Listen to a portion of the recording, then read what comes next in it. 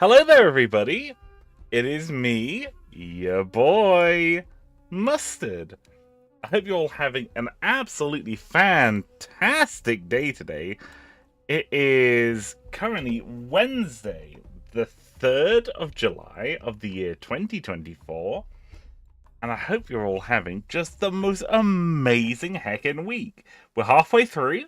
It's Wednesday. We're nearly there. You're making... Oh god, that is much louder. Ah! A Mario soundtrack. Why are you so loud?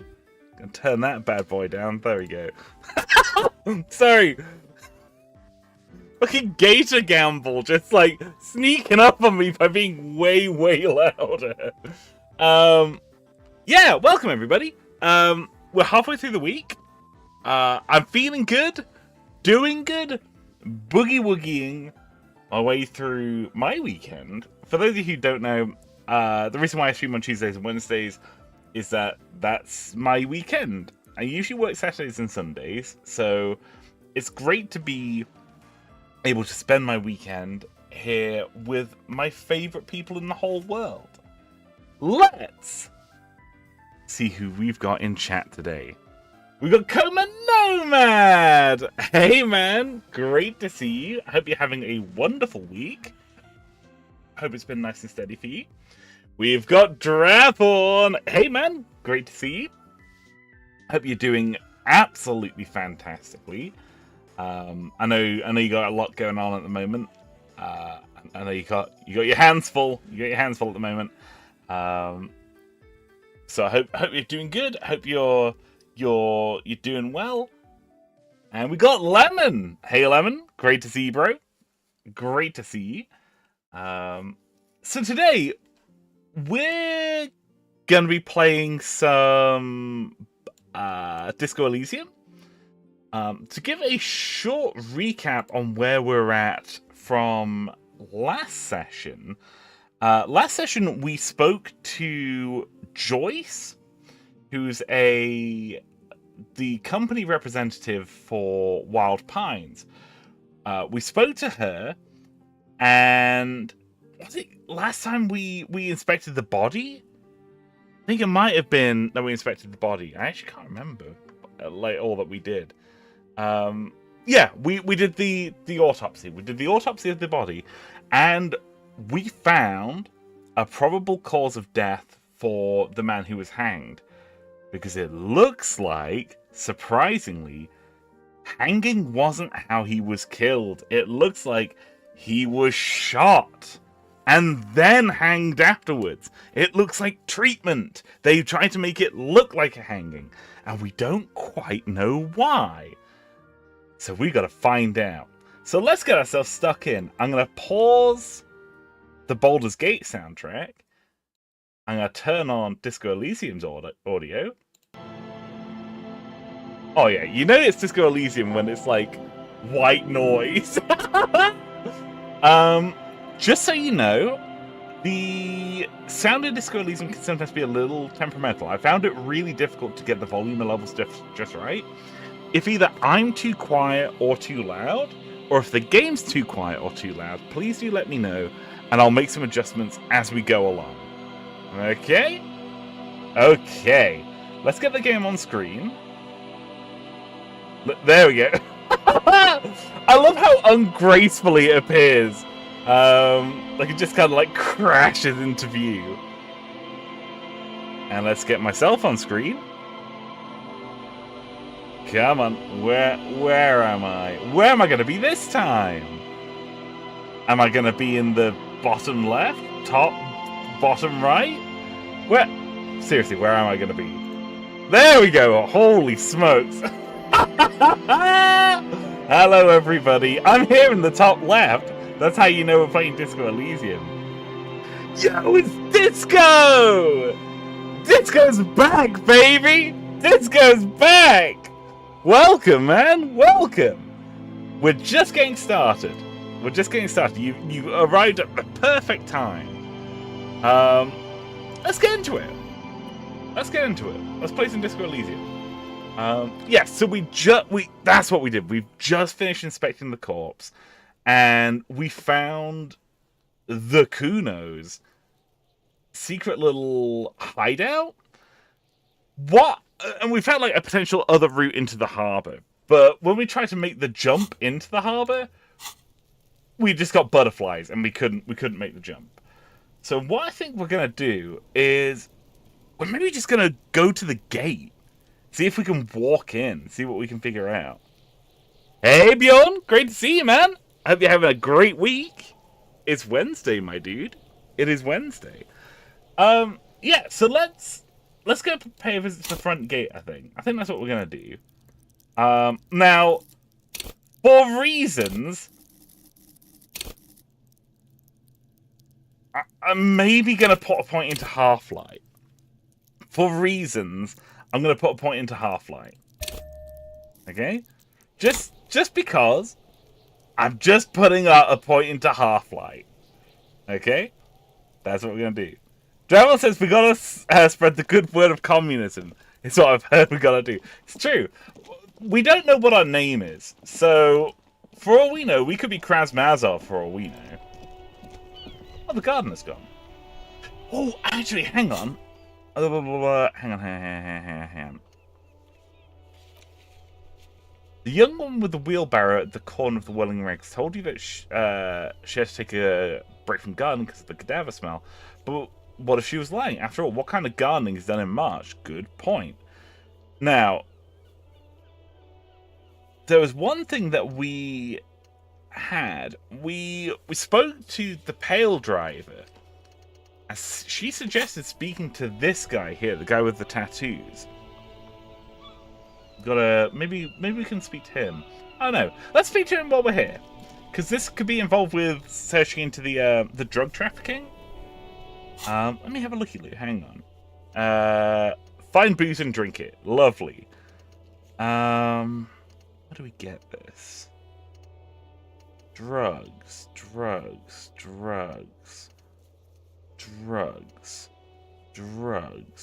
you want some info about the lynching? Yeah, so this is the drug stuff. Alright, let's speak to this guy. Let's see what he knows. Bill's having a great week. Went kneeboarding on the back of a boat today. That's so cool! Holy heck, I haven't been kneeboarding in so long, man. Holy heck. Wow, that's super cool. Very nice, man. Very nice. Alright, let's speak to this guy. We haven't spoken to him yet. I am a gander and a hunter and a gatherer. Feel like a traveler. Oh, you've got a beautiful voice, man. A simple little cadence. He seems to be making it up as he goes. I am the Lord. I'm gonna keep listening to him. From another planet. Hey there. Hey there, Doug. How you doing, man? It's very funny that he said hey there right as I looked down at chat. Hey, Doug. How you doing, man? Hope you're having a great week. Hope you're having an awesome week. We also just been kneelboarding, man. Like, that's like, man, so cool. Wow. How's your week going, Doug? You having a good one? I am the law. You sure are, my man. Yes, people get that you are the law. You really don't have to keep saying it. Yeah, I do though, Kim. What's going on here? It's the jam, my man. Doug says, I'm good, been doing art fight recently. What's art fight? What's art fight, man? I don't think I know what that is. The jammer, man. He motions towards the sprawl of lorries. Gotcha. The air from the east is thick with the smell of crude oils, Ugh. heavy metals and other byproducts of the modern era. You could almost taste it. Oh, I hate that. You know, like the kind of like metallic taste that you get around like petrol being like constantly burned. Ugh, hate it. What's the jam? It's a traffic jam for the ages. Harbor gates up the street are shut tight. No explanation given. Workers on strike, scabs agitating, an all-around clusterfuck. Meanwhile, we're all stuck here in long-haul limbo for days upon days upon days. Upon days. Huh? Limbo, huh? So that's where I am. Yeah, exactly. It's official. He too agrees. This is the antechamber of the afterlife. We're just hanging out in Limbo. That's the name of this town. The town's called Limbo. Artfight is a website that runs every July. You draw each other's OCs to attack them, and they draw your OCs as well. Right, that's really cool. Kind of like basically cooperative art, even if it's done in like a tongue-in-cheek sort of way. It is cooperative art. That's really cool. I like that. That's a really cool idea. So how long have you been here for, man? Feels like forever. Like I was born on this here roundabout and this was all I ever knew. Just me and the metal and the tires, the oil and the fumes of mazout.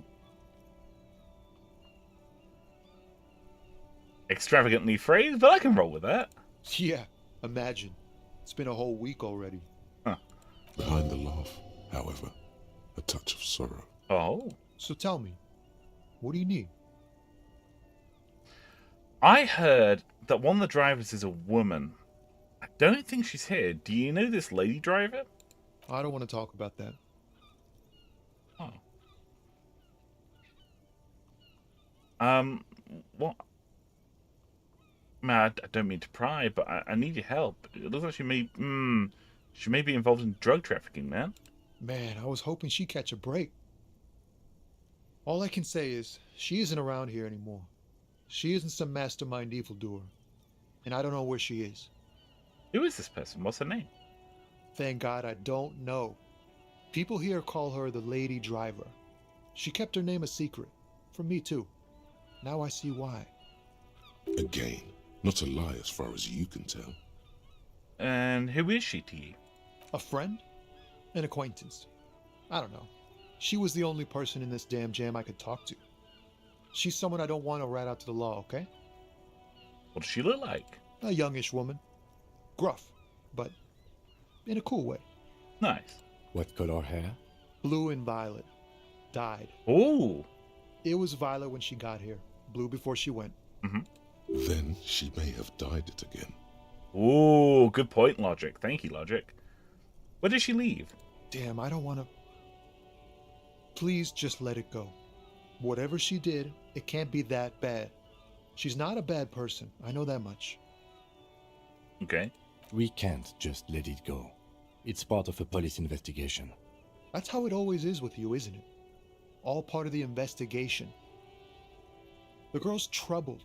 If you hunt her down, she may not survive it. I can't have that on my conscience. So guys, how's the game going? Yeah, it's going good. We are investigating potential drug trafficking. This isn't actually directly involved with our investigation, or at least we don't think so anyway. But it's something that we're looking into on behalf of the a representative for the company. Basically, we're saying, you know, if we're trying to get something out of her, she needs something in return, you know. Because we don't have our badge. We don't have a badge, so we can't get that information from her right now. So we're going to talk to this guy, see what we can figure out, you know. We've asked a lot of drivers so far. We've been given the runaround so far, but this is the first time we've got a solid lead. It's like a really solid lead, actually. Girl's troubled. If you hunt her down, she may not survive. I can't have that on my conscience. Okay. It won't come to that. We won't pursue her on this. This is information only. I don't believe you. You say she's troubled. How? She's got the darkness in her. That young person's darkness when you think it's all over. And you're looking for a way out. Ah. She shared this with you? Yes. Which is why I don't want to snitch on her. I thought everyone's afraid of her. You're not? I heard the rumors. I saw the other drivers looking at me strange when we talked. And she told me, too, that she's had a violent life. But I wasn't afraid of her. More like for her.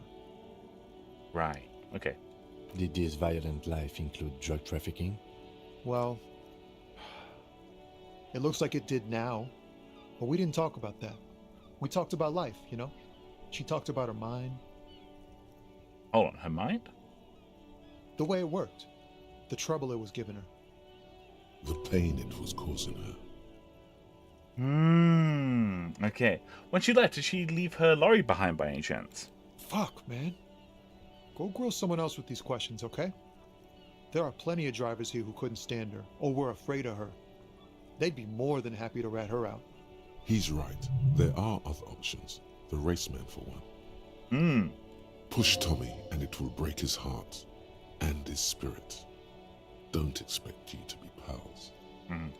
Now is not the time to focus on feelings. You need that info, son.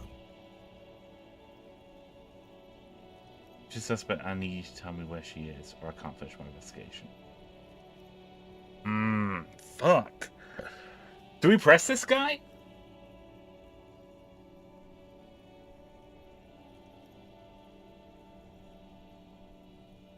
I mean, look, man, put yourself in my shoes. I need this for another investigation, too. It's important. I can't just blow it. You're not gonna put a bullet in your head if you blow it, are you? Because she's on the edge, man. Okay. I wouldn't be so sure, Tommy. Imagine it. An explosion of stars. Goodbye world of men, money, and machines. Ah, Jesus Christ. Content warning for suicide ideation. Holy fuck. Leave Tommy alone. Yeah, I don't want to press this guy. This guy doesn't seem bad. But it looks like even just a little bit of pressure would make him crack. But I don't... Yeah, I don't want to press him on this. It's fine. I'll drop the match for now, man. Thank you, friend. Wow, this makes me feel like I should pick up smoking again. Would help with my rhymes, too. Need spread some change for working stiff, bro. Huh? Oh. No, I ain't got any money. They don't want to pay for unfinished work. They who?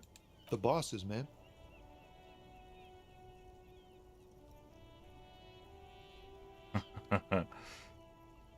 I mean, I don't know who these bosses think they are, but it sounds like a good arrangement for them. Yeah, it sure ain't good for me. Or you. I'd spare a coin or two for a city cop down on his luck.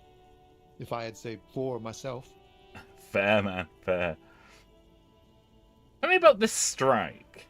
It's like, whatever's going on over at the docks. Workers got a blockade set up, making demands. No way in or out. Right, so it's maybe not going to be easy to just walk in through the front door. What's the union demanding? Some pretty wild stuff, I hear. Like a giant new power crane in half the company? I forget what exactly. Good on them, I guess. Alright, Doug. Have a good one, man. Hey, Ayo! Great to see you. How you keeping? Wasn't expecting to see you today. Yeah, I'm hanging out in the ceiling today. I got stuck. I was looking for like my socks. Like I thought I dropped my socks somewhere, so I bent down to pick them up and like accidentally slipped through the floor, and now I'm in here. So I've just got like long ass spaghetti arms, like reaching down to the keyboard. Just checking in. Excellent. Good to see you. I'm going to sleep now. Gotcha. Fair enough.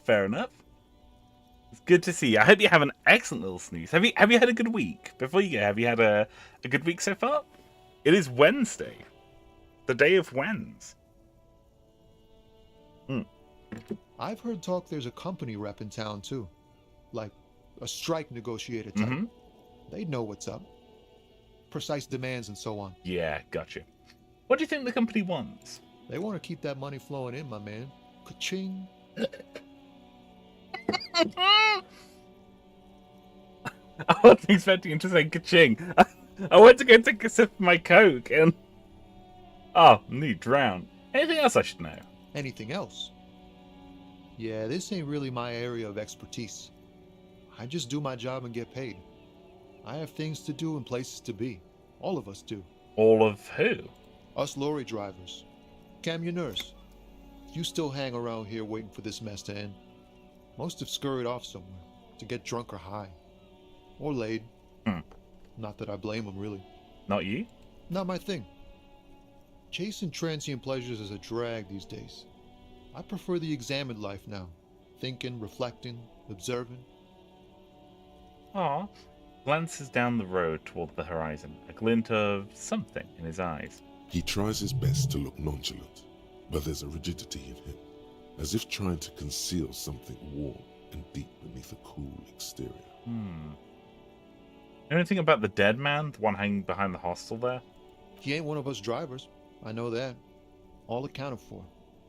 Otherwise, I haven't really asked about that. Been wasting time right here. Keep him busy. It's easy to see he's telling the truth.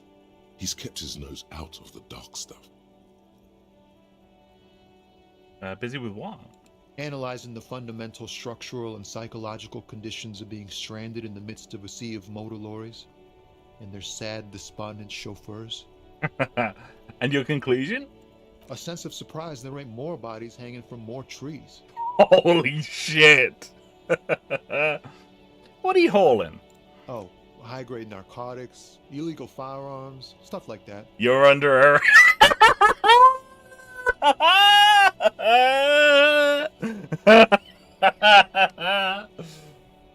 That's very good. That's very good. Wicked! I've always wanted a friend in the underground.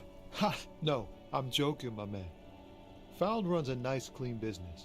This haul of cargo is mostly sporting goods. You know, tracksuits and that kind of thing. Oh, I want sporting goods, man. I want some sporting goods. They usually get shipped to Grad and the Occident, though we've been making headway in the Ilmaran market lately. Could I get one of those foul tracksuits you're hauling? We're pals and all, but I can't just freely hand out the merchandise. The bosses won't be happy. But it's for police business, man.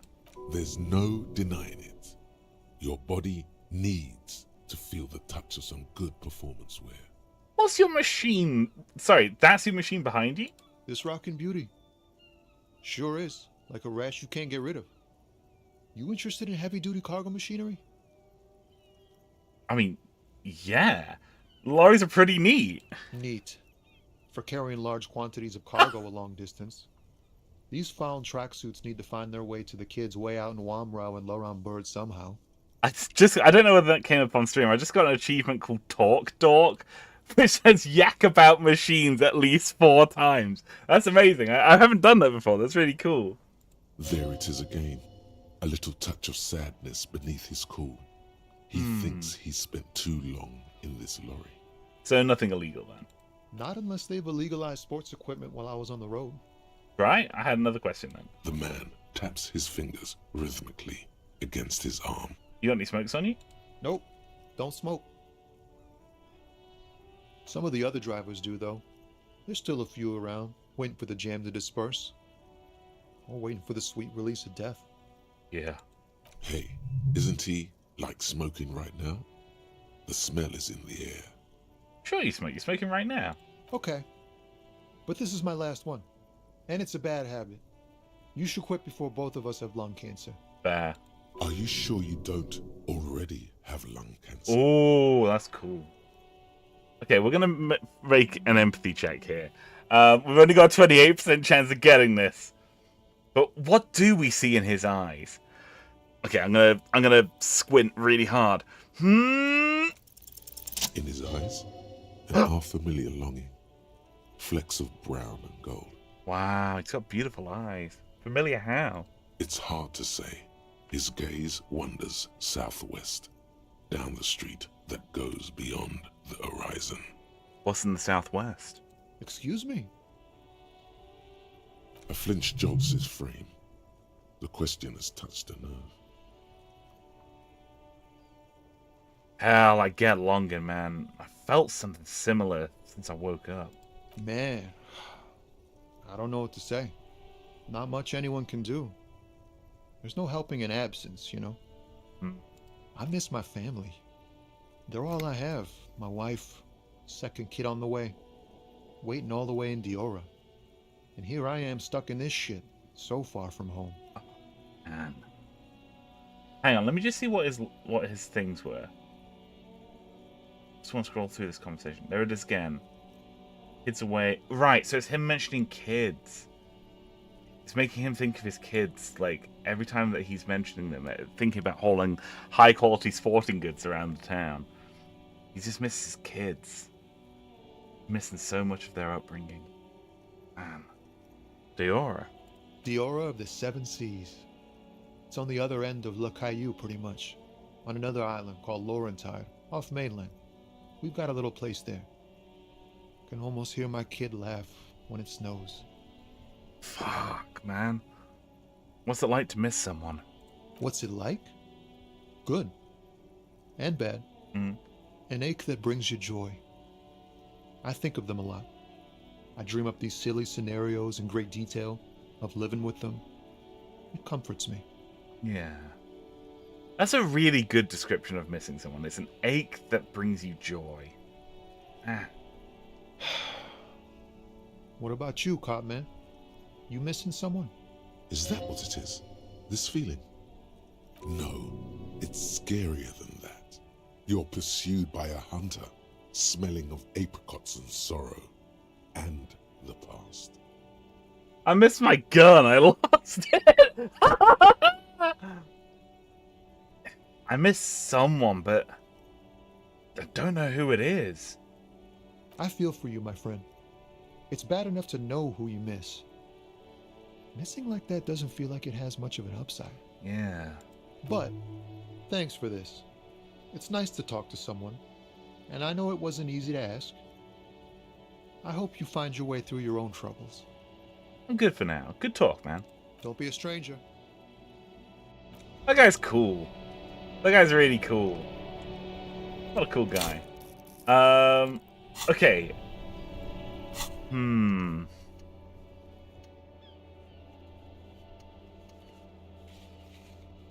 Let's gonna see what else we've got in here. I'm just gonna have a little scroll through. Gem mystery. Someone's using terminal B to smuggle raw ingredients. Yeah, okay. Interrogate the drivers about the smuggling. Find about who the lady driver is and what's her lorry. Okay, we're gonna ask the racist lorry driver. We're gonna see if he's got anything now. We've got something to lean on him with. Jump Jams, a popular music mag. What's the magazine? Most able-bodied men. This issue hosts a top 10 list. Oh no, they're much hunkier than you. You shouldn't feel threatened by handsome men. Don't be silly. Oh, that's nice. Let's talk to this guy. Looking for something, Hunt? Come to tell me to fuck off again? I know you've been giving me the runaround. Fess up, where's the lady driver? I don't know what you're talking about.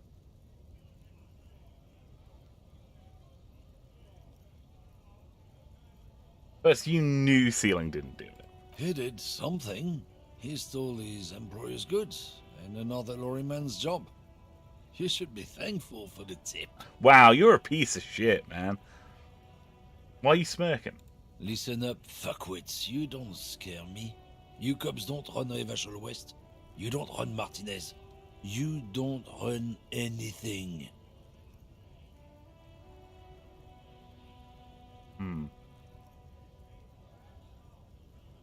So, who does? You? No. He means La Puta Madre. Oh, La Puta Madre, huh? The name resounds like a bell in the air, a dark gong. You get a bad feeling about it. Content warning for bad language, but in Spanish this time? Yeah, him. I think Kim's doing something here. I think Kim's going with something. We're not going to ask anything. We're just going to cross our arms and nod. Then I presume you are familiar with his peonies. Oh? Yeah, they're his little bitches. He's got them all over the unions. Not just the unions. He has peonies everywhere. Some say he even has them in the RCM. Dirty fucking peonies who'd do anything for him. Multi-ethnic drug addicts. Oh. I see where he's going with this. Okay, he's implying that we're, like, dirty cops. Oh, fuck. You're not peonies. You wouldn't be investigating a drug thing if you were. No, of course not. We are not peonies. But if we were, and one of Madre's drivers were to be stealing from him, then it's a good peony's job to find out who that is. Oh. It's not a hard job. It won't take a long time. It won't make Padre Madre angry. But a stupid fucking racist is standing in the way, protecting this fucking thief. Oh, get his ass, Kim! Get his ass! I'm not scared of you or the mob. I'm under the protection of the Lorrymen and Carters Guild. You've seen that corpse in the ceramic armor there. Did his shitty little guild protect him? Nah, you wouldn't just leave him out there if you... He tries to light a fresh cigarette, but his hands are shaking now. His sentence simply ends.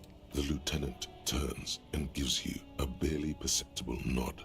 Oh, Kim, you are good at this. Be careful. This man's still got some fight in him, by the looks of it. It won't be easy to break him. Okay. Kim's told one hell of a bluff. But we told him to go fuck himself earlier on. We've only got 1 point and we've only got 1 extra point in Half-Light. It's basically a 50-50 split here. This isn't going to be easy. I don't think we have any clothes that increase our Half-Light either. We're just going to have to go in for it. Kim, calm down, Lamar. Kim's like, this is personal. Alright, let's see this. Okay. Woo! Men like this only respect two things. Strength. Yes! Yes! Get his ass, Half-Light! Get his ass! It's time for police brutality, baby!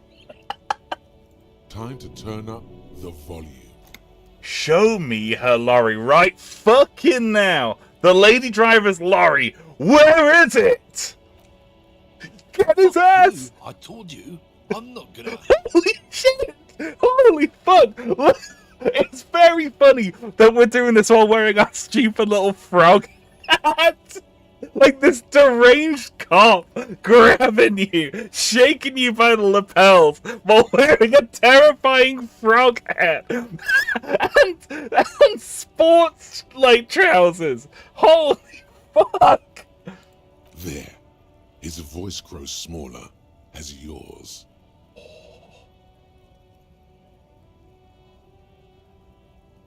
Okay, we've got to pick our dialogue here.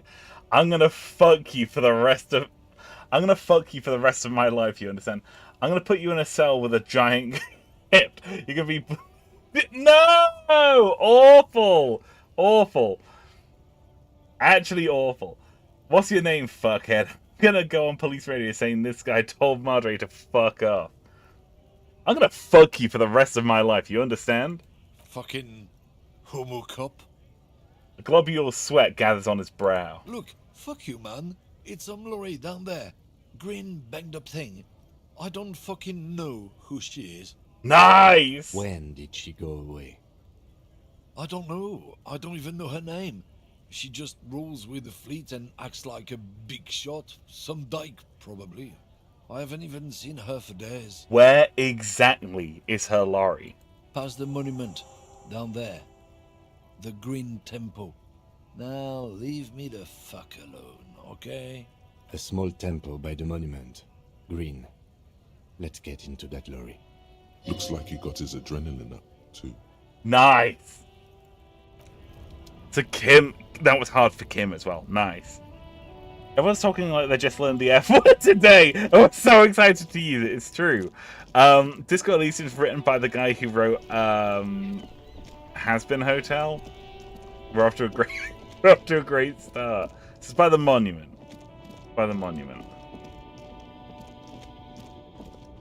So a canon homo communist and a cop. I know, right?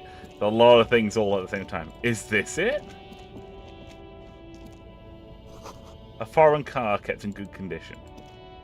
Probably not it. It's green. This is green? This is green? This green found, A to Z, contemporaire, is parked in the shadow of the ruins looming overhead. It's seen better days.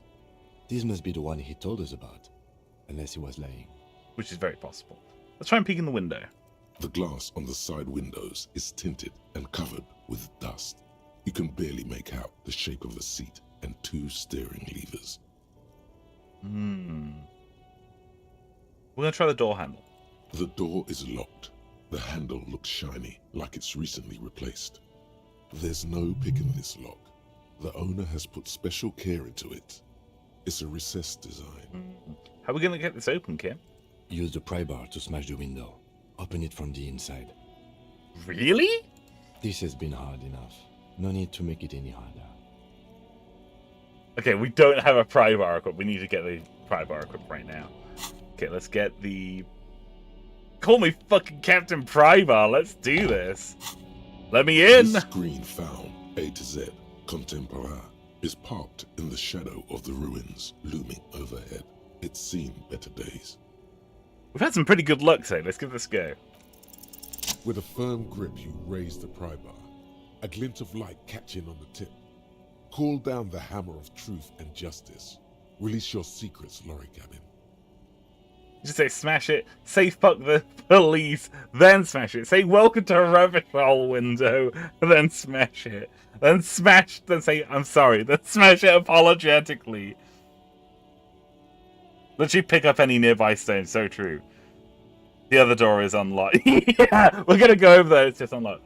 Fuck the police! The window shatters and droplets of glass fly everywhere, shattering over the lorry floor and pavement. Subtle.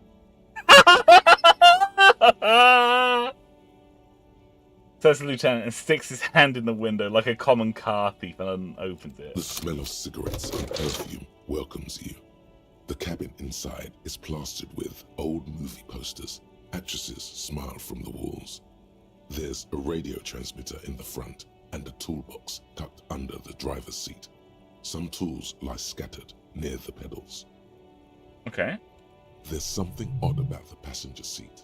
The seating fabric has been pulled tight over the lower side of the seat where the toolbox should be. Look at the posters. These are movie posters featuring starlets from long-forgotten films from the 20s, the teens, even the 90s of the last century. Wow, like vintage posters. One of them particularly catches your eye, a centerfold of an ingenue attached right above the back seat. There's definitely perfume in the air. It's spicy, with a hint of amberette, wafting through the bitter air of the cabin. Stop and wonder, what's that smell? The remnants of a sweet juniper-scented perfume, probably Grenade No. 5. That's really cool. That's really cool that we know this, that we're just like, we've smelled this before. Look at the centerfold. The actress is draped in a sheathed dress, one of her shoulders bared. The faded remains of an autograph run across the poster. She's looking past the camera. So there's a lot of posters of like female actresses and like movie stars and that sort of thing.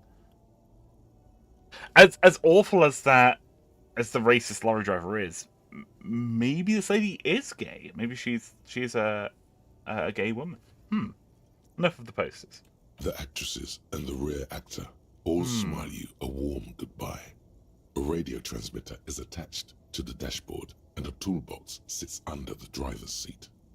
Okay, so examine the radio. Looks like the frequency dial is absent. It requires a key to work, but the key has been removed, likely by the missing lady driver. So it's not like Kim's radio. Strange. There are so many radio stations saved here. Must be over 100 at least. That's a lot, wow. It has to be an advanced model to fit so many frequencies next to each other without blending them together. What about Speed Freaks FM? One of the same stations here as well, Kim. No, that's on 78.9.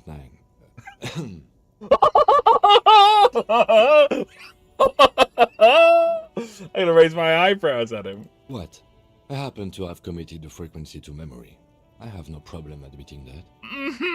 I bet, Kim. I bet. It's okay to like things, man. It's okay to like things. Why would anyone need this many radio stations? For contacting an entire fleet of lorrymen, for example. This is all shortwave, UW and UKV. Okay. Looks like we are dealing with an impressive organizational tool. The nerve center of a huge operation. With quite a range, too. Yeah, so this was like a almost like a command and control vehicle. Interesting. A 20-kilometer radius at least, perhaps extended by an attachable antenna that's not here right now. Interesting. Is there anything we can do with this radio? Doesn't look like it. It's completely inoperable without the dial key. What else is here? The ghostly actresses and the rusty toolbox under the driver's seat and the oddly bulging seat cover. I promise we are going to look at the seat cover real quick, but we're going to look at the pedals first. You wedge yourself under the steering wheel to get a better look. Seems like the few tools lying around here, a hammer, a pair of pliers, a rusty wrench, have been casually thrown there by the disorganized driver. Right, so it's not necessarily trying to hide anything, it's just that it's kind of a lazy driver. But one odd detail does catch your eye. A piece of sandpaper has been glued to the throttle. That would sand down the shoe. That would sand down the shoe. This is Oddsoul's truck. So the person at the hanging, the person with the mismatching shoes, like the smooth shoe, is also the person who drives this truck. So the person who's involved potentially with drug trafficking was also at the hanging. The person with the odd soul. Huh. Sandpaper adds extra grip. Yes! Okay. Looks like the driver glued a piece of sandpaper to the throttle to offer some extra grip. Sandpaper? A novel technique? The sandpaper would also rub off the person on the other driver's right boot sole. Yes? One of the footprints at the crime scene has an aberration. One sole was smoother than the other. Yes! Which means that the missing lady driver was present at the lynching. Yes! Yes! Oh, God! Yes, yes, yes! Alright. She's also the one running the drug trade. This is a handful. We've identified one of the footprints, but there are still 7 to go. The movie stars are still smiling from the walls, but there's something strange about the passenger seat. The radio transmitter sits on the center console, and the pull-out toolbox lies hidden under the driver's seat. Some tools lie scattered near the pedals. Disco says Kim's glasses do the little anime shine thing. Yes! It's like the detective. We are on the case here. Like he's like pushing his glasses up a little bit, pushing them up his nose. Incredible. Let's peel the cover back on this passenger seat. Voila! A stack of neatly folded papers has been stashed behind the seating fabric. You see 3 maps depicting a large metropolitan area. It's Revachol. Some of its routes and highways have been outlined with a pen. Bonne prise. It commends you as you shift through the treasure. Well worn, folded into neat squares. Let's fold open this topmost map. This large map displays the elevated motorway called 881. The intake leading to Martinez is marked with a blue X. There's another X on the off-ramp at a place called the Old South. Toll booths at the intakes are marked with a circle. It looks like there are scant few ways of getting onto the elevated motorway that runs over Jamrock, and this person knows them all. Right, so basically avoiding any form of either potentially avoiding toll booths or more likely avoiding government inspections of their vehicle. There, hundreds of thousands of motor carriages roar on the 881, high above the mass of brown and red roofs that is Jamrock. The commuters don't even look down. The world ceases to exist outside the windshield. Where does this road lead? To Kuron, through the middle-income neighborhoods there, by the river, and then to Stella Maris and La Delta for work, while the men and women of Jamrock scuttle to their fates below the road. Let's fold open the second map. This municipal map from the 30s displays a complex system of storm sewers underneath a sub-district called the Pox, old military hospital, right adjacent to the 41st precinct. Storm sewers. No storm will ever drown Revachol, the great solution to the riddle of history. Complex system of storm sewers underneath a sub-district called the Pot. Okay. Look at the third map. The final map displays a labyrinth of service tunnels left over from the construction of Motorway 881. A few routes have been marked with a pen, where the tunnels and sewers surface near the eminent domain and a traffic island in central Jamrock by the lake. Ah. These service tunnels were probably used during the construction of the foundation beneath the motorway. Okay. Looks like the smugglers have infiltrated the road network belonging to East Motor Tract. Interesting. So they're using like old service roads and potentially going through underground storm sewers to move their drugs. Interesting. The sewers have infiltrated the motor tract. So it would seem. The RCM patrols most of these auxiliary roads, though apparently not all of them. Where does the contraband end up? Hard to say. This distribution network looks certainly large, yet still vague enough. It doesn't reveal much about the Besmerti behind it. Besmerti? That sounds vaguely familiar. The Besmerti is a Revacholian crime syndicate. They see themselves as the inheritors of the 14 Revacholian Indo-tribes, but really they're just violent gangs vying for control on the west side of Revachol. With cool names like La Puta Madre and Aura Masta. It's a dark parody. Right, gotcha. Who do you think is behind this? It's definitely not the Union. They just do some logistics. This operation has spread everywhere in Jamrock. If it's that widespread, then Madre remains the most likely suspect. Gotcha. Here's bad news. There have been attempts at a serious investigation before, but they haven't ended well for those involved. Burks. So this is far bigger than just... I mean, it's far bigger than an organized union smuggling drugs. This is like... what we're investigating is a small part of a giant international drug smuggling syndicate. Holy fuck. Okay. Okay, we're getting way too... we're getting in over our heads on this. Lieutenant Kitsuragi is a brave man for saying Madre's name without the winces and whispers that usually accompany it. Especially bad news for cops who may have something in their past they don't even know is there. Yeah. Return the stack of papers under the seat. Best not to disturb the scene. I'll have forensics go over the lorry and pick this up later. Yeah. The stack of maps looks just like before, barely noticeable. The movie stars look silently by, and the pull-out toolbox has a rubber handle, worn from years of use. Let's have a look at this toolbox. A metallic drawer slides out from the seat. It's empty, except for a folded newspaper. Oh yeah, that's the point. All the tools are over the floor, aren't they? They're not in the toolbox. What's this newspaper? It's an issue of Peri Ferik from last Wednesday. A piece of paper falls out from its pages. Pick up the note. It looks like an article ripped out from a radio enthusiast magazine. Complex mathematical equations explain the basics of something called the Ulan frequency system. These formulas look oddly painful. Maybe it's the hangover, but they give you a headache. That's very funny. So it's just, it's just like our brain's just too smooth to comprehend the maths, which is fair. Which is fair. Dravon says, you found your way into the Mafia's nest. You better turn around and walk away. Yeah, I don't like this. The Ulan frequency system? I've never heard of that before. I know of FM, AM, UKV, but... Right, so Kim's a bit of a radio nerd as well. Okay. The pull-out toolbox slides back into its nest. The rest is as it was.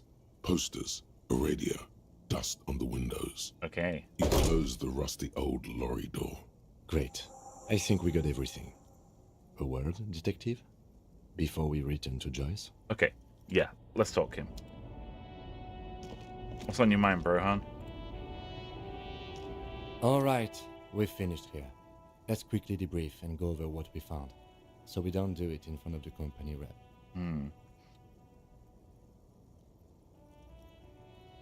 Yeah, that sounds like something the police would do. What do you think of all this so far, Kim? Honestly, I'm quite worried by what we've seen so far. The evidence seems to point to a rather extensive and well-organized operation. Yeah. I'm especially intrigued by that radio transmitter, particularly the sheer number of stations it can connect. Looks like this alleged drug trade casts a wide net. Yeah, this is a much, much bigger thing than we were expecting. This means it's well funded. Technology like that, a major player must be financing. Oh, I hadn't thought of that. Thank you, Logic. I'm not sure what the ULAN frequencies are all about, but they may hold some significance. Perhaps it's a better way to connect between fleets while avoiding frequency bleed, or maybe it's used to tap into RCM networks. Ooh.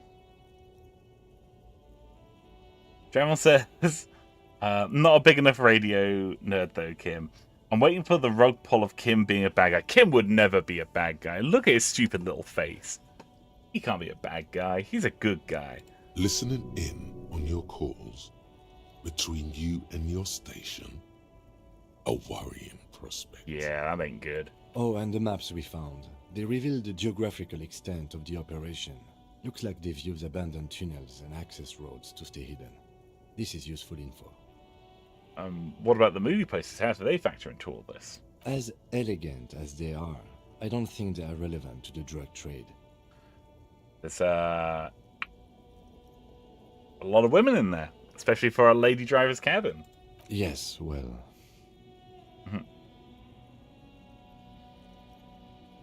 How do you think this is connected to the Union, Kim? We didn't find anything conclusive linking them to the smuggling operation. But somehow, I doubt that Evrart Claire would be oblivious to something like this happening right under his nose. My suggestion is, we use it against the Union in any way we can, to our own ends. It's a slippery hill, but we just might be able to pin them down, indirectly, down the road. Yeah, good call. Cool. Will the RCM open an investigation into this, Kim? We should return to the murder case, see what Joyce tells us about the lynching. When we are done for the day, I call my station and suggest our narcotics department look into it. Gotcha. There are more than enough grounds to start an official investigation, sometime later when we are done here. We do not want to get caught in that. What are you thinking? The fact that one hasn't started already gives me pause. An investigation, I mean. Especially if the Madrid grouping is involved, and I can't imagine they aren't. It's certainly worrisome. Corruption, perhaps? All the same, I don't like the idea of internal affairs descending on the matter. That won't help anyone either. Okay. Debrief over? Debrief over. After you. Right, let's go talk to... I don't know. Okay, maybe before confronting the Union boss, we Hey, officer, got a minute? Yeah, what's on your mind, man? I saw you poking around in Lady Driver's lorry. She in trouble? I'm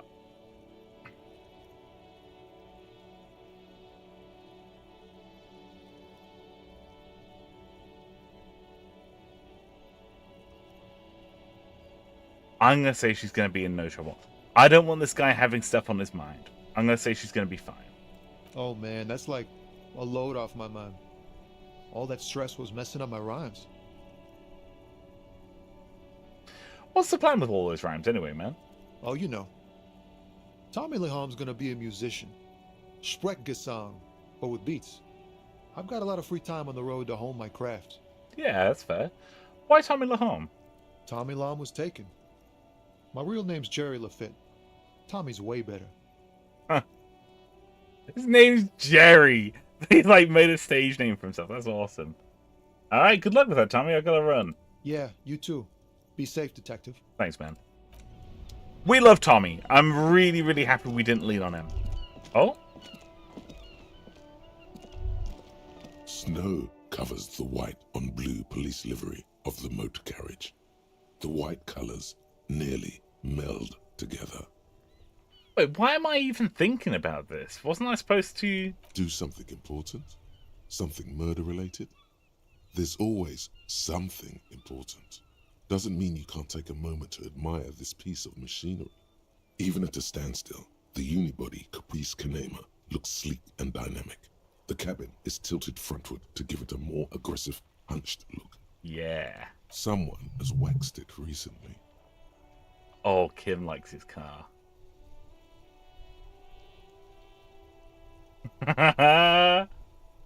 That machine really puts the loco back into locomotion. Very cool, Kim. Mm-hmm. You want to take a closer look? Yes. What's it packing there? Pointing to the engine. 130. I reckon that's a 7-liter V12 there. That's what? 7-liter V12? 7.2. Supercharged.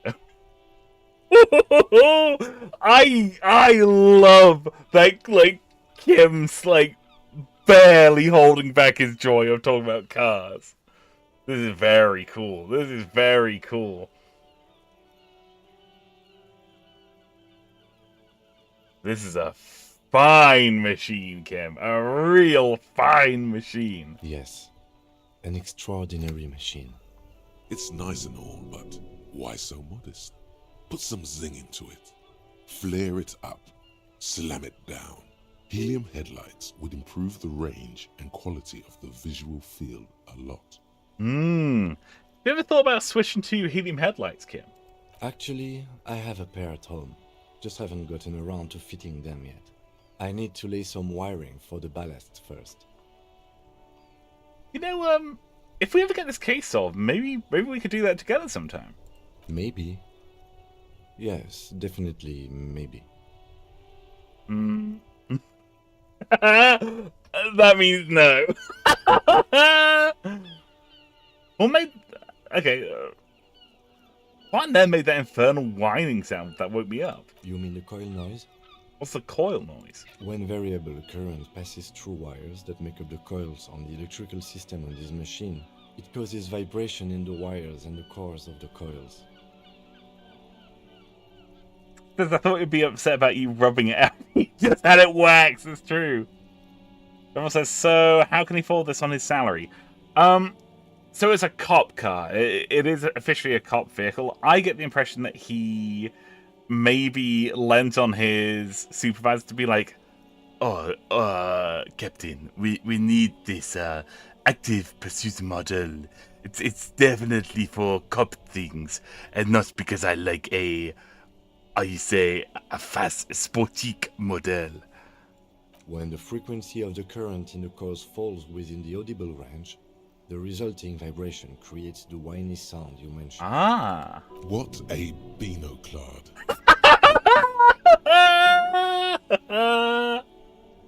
Wow, how do you know all that? I have pretty much maintained my vehicles by myself ever since one was assigned to me. You inevitably pick up some knowledge on the way. That's cool. Alright, let's move. That's a really cool little bit of dialogue. I've only ever heard Mustard use that word before. Yeah. Why would I ever use that word? I'm fucking hell. Who's this? Sorry, I know that we've got things to do. Who's this?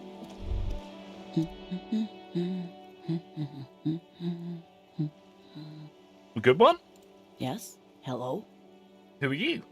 Me? No one. I'm just a working class woman. I can't believe their parents named her working class woman. She doesn't really want to be disturbed that much. If she's such a working class woman, why isn't she working? Shouldn't a working class woman be working? Not all the time. Right now I'm browsing books. Even a working class woman needs something to read. Good, good. It is. I'm a policeman. I know you are. Everyone can see that. The rectangles. Do you need the help of a policeman? What with? Maybe your husband's missing. My husband? No, he's not. Okay, so where is he? I don't know. At home now? Out drinking with his friends? Working? So you don't know where he is. Where is this going, officer? So what I'm hearing is you don't really know where your husband is. Yes, but I don't really need to know where my husband is. Not all the time. Wouldn't you like to? No. I could totally help you find your missing husband. Why are we still talking about this? I haven't lost my husband. Maybe your children are missing too. No, absolutely not. So where are they? Are you a policeman or a nanny? Nanny, where are they? They are not missing, sir. You know where they are. They're at home, smoking, given the ladder of vices and choices. No! No, they're at a disco, getting down. Stupid disco dancing teenagers. I know where they are. They're at the disco, dancing nasty. What? That's just... My daughters are perfectly fine. They're with their friends down in Shamrock. There's nothing to worry about. Yeah, disco dancing. They're almost grown up now anyway. They're past the age they need me protecting them from everything now. I'm afraid the danger is now greater than ever. Tell me, how old are they? My youngest girl, Jolie, is just shy of 16. Okay. Jenny, she is turning 18 next month. But we shouldn't even be talking about them. It's because why is this lady continuing to humor you? Because I'm a policeman officer. I'm a policeman officer. I know what I'm doing. Can you describe their appearance? Any features that would stand out? Something that makes identifying them a little easier. Why do you need to know this? Haven't I repeatedly told you that they're not missing? That they're in Shamrock, safe and well, at some stupid party? It's for the investigation. I'm trying to be a professional here. There is no investigation here. I can tell you that. Maybe your cockatoo's missing. I don't mean to disrespect, sir, but you are being a bit of a cockatoo here. For what it's worth, I agree. But cockatoos can't be stopped when they get ladies. It's better to indulge him at this point.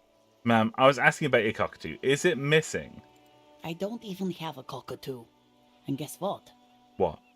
Even if I had, it wouldn't be missing. Alright, cockatoo not missing. I just want to make sure. Great. Just one more question. What do you mean by me being a cockatoo? Nothing. Go read up on them if you're so interested. There's a great book in the bookstore. Ooh! Maybe you should. What if the cockatoo is your astral captain? Or your heraldic bird? Actually, that's exactly what I'm going to do. Thanks for the tip. Thank you. Wonderful. The store is open. I'm going to watch her browse her books. Her hands move over the book covers. The tips of her fingers look rough, stained with yellow. Smoker. It seems like she has spent a lot of time at work, smoking.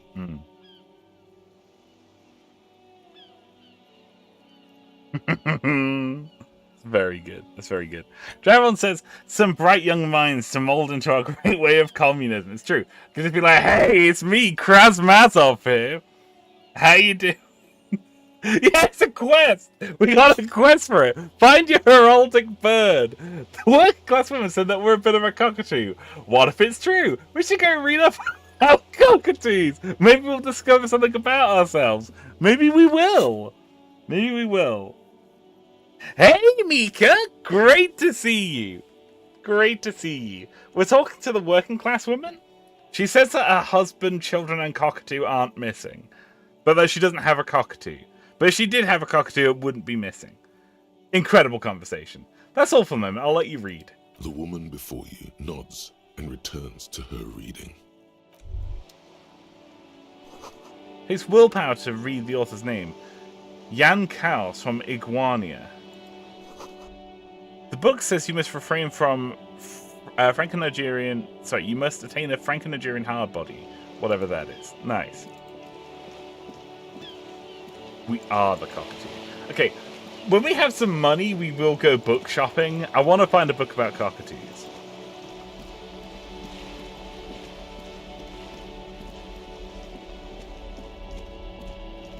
We'll go back to talk to Joyce. See what she has for us. That was a great bit of dialogue. Sorry, I can't get over how good the writing is in this game. Joyce! You're back.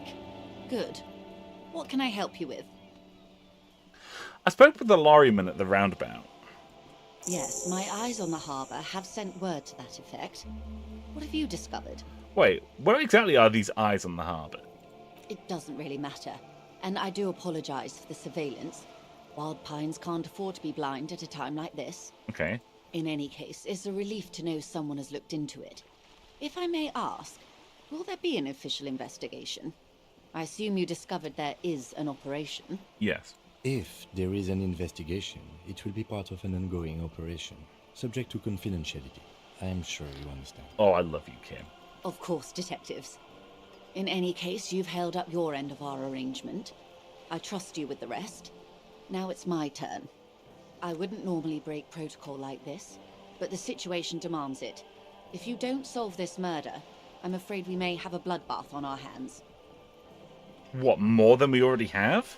The words bloodbath sound cold in her mouth.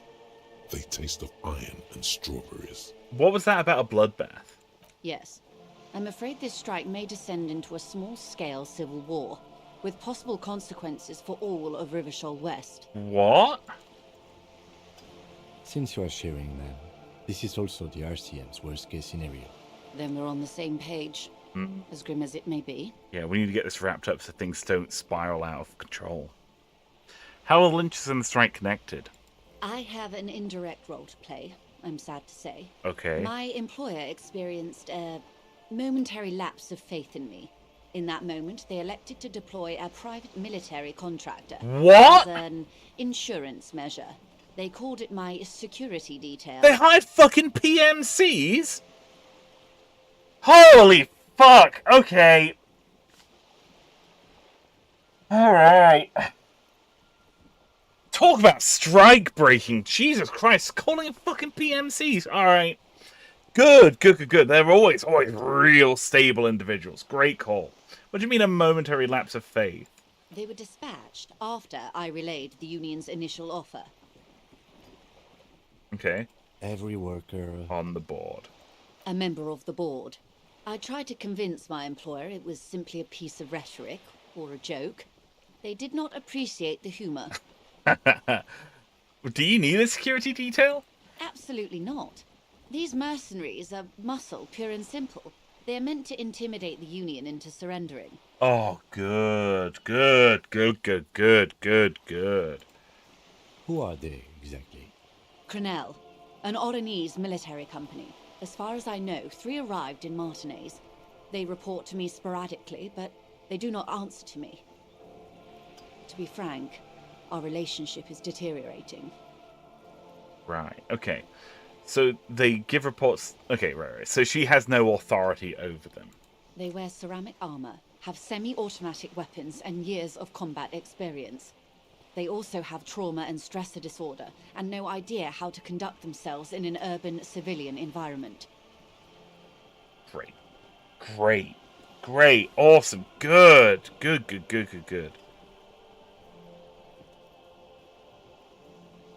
Surprised she didn't acknowledge my bag of bottles and a crowbar. As in, like, the working class woman or Joyce? Because, you know what, both. Okay, so they've got semi-automatic weapons. That is terrifying. So, the best that we've got, in terms of armaments to defend ourselves, is Kim has, like, a medieval-ass, like, muzzle-loading pistol. Like, Kim's got, like, a flintlock, and they've got semi-automatic rifles. Great! Oh, we're doing so good. So, what happened? The story is, one of them, the Colonel, I don't know his real name, sexually assaulted a local woman while he was drunk and separated from his unit. This allowed some of the more militant Union members to subdue him. Oh god. Okay, I mean, I know I already... Hang on, do I actually have a content warning for this? Hang on. I can't remember if I have a content warning set up for this. Give me one moment.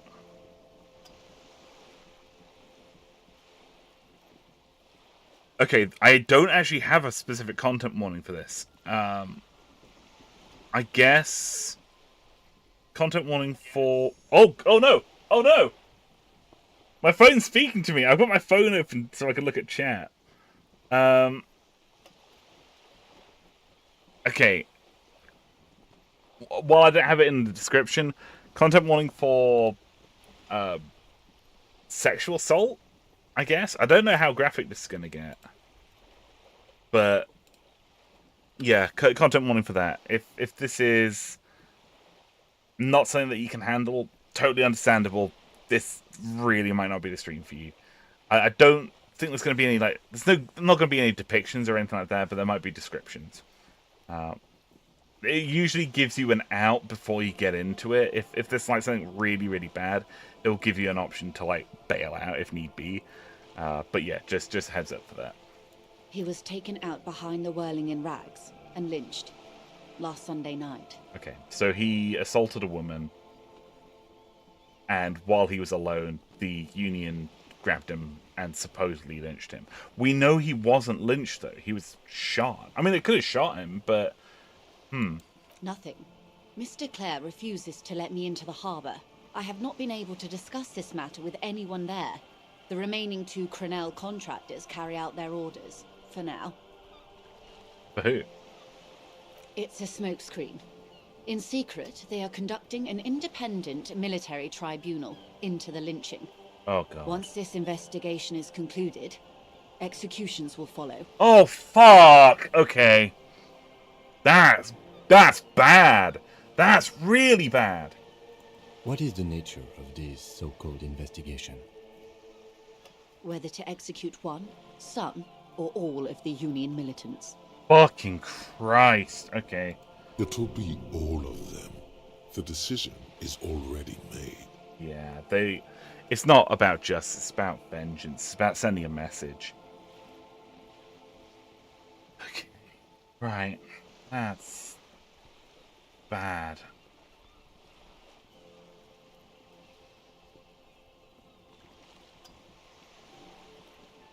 Oh boy, this is not good. It's not good, no. My only hope is that you provide a single concrete suspect before the mercenaries indiscriminately pick theirs. Simply put, if you don't pin this on someone good and do it fast, they will identify and execute everyone present at the lynching. This in turn will force the Union to respond. Right. So she wasn't kidding. When she says that this murder's going to set off civil war, she wasn't joking. The mercenaries that she's had hired for her, they're going to just kill like a bunch of Union workers. Basically as an act of vengeance. If we don't find a suspect, then it's going to be a massacre. The Union's going to respond. It's going to be... She's not kidding. It's going to be an absolute bloodbath. Holy fuck. The debardeurs have over 2,000 men. It will be 1,000 to 1. It doesn't matter. There's still going to be a lot of death, Kim. A lot of death. Have you ever seen a Hornet invade a beehive, Lieutenant? It's not pretty. Yeah. These men work in tandem using semi and fully automatic firearms. Their armor is virtually impenetrable to muzzle-loaded weapons, even yours. Most Union workers don't have guns at all. Yeah, they're just dock workers. Yeah, this is not disco, Mika. This is not disco at all. The muzzle loaders need to be reloaded after every 1 or 2 shots. The automatics every 1 or 2 minutes. Fuck. As I said, a bloodbath. You see, Kim, this is the great bloodletting I've been telling you about. It appears you found it, yes. And I'm not happy for you. Yeah, you're so true, Draphorn. No, apparently some cops don't have guns either. It's true. It's true. Like, best case scenario, Kim and I have like 2-3 shots apiece, even if we had both of our guns. That sucks.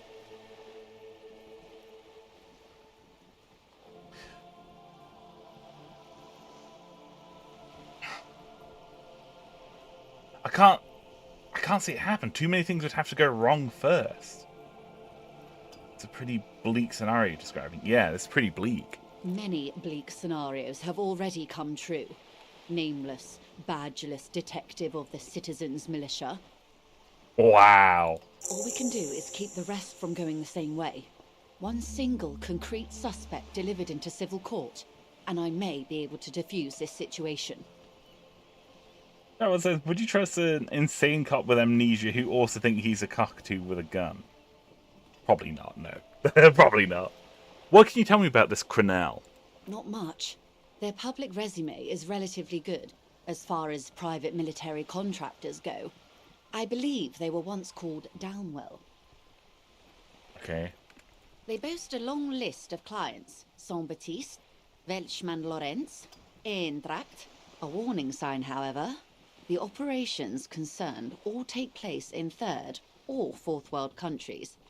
Guarding facilities, escort missions and such. Okay. They're deployed to developing countries and commit atrocities for private industry. Meaning they're used to operating in war zones. Yeah. Yes.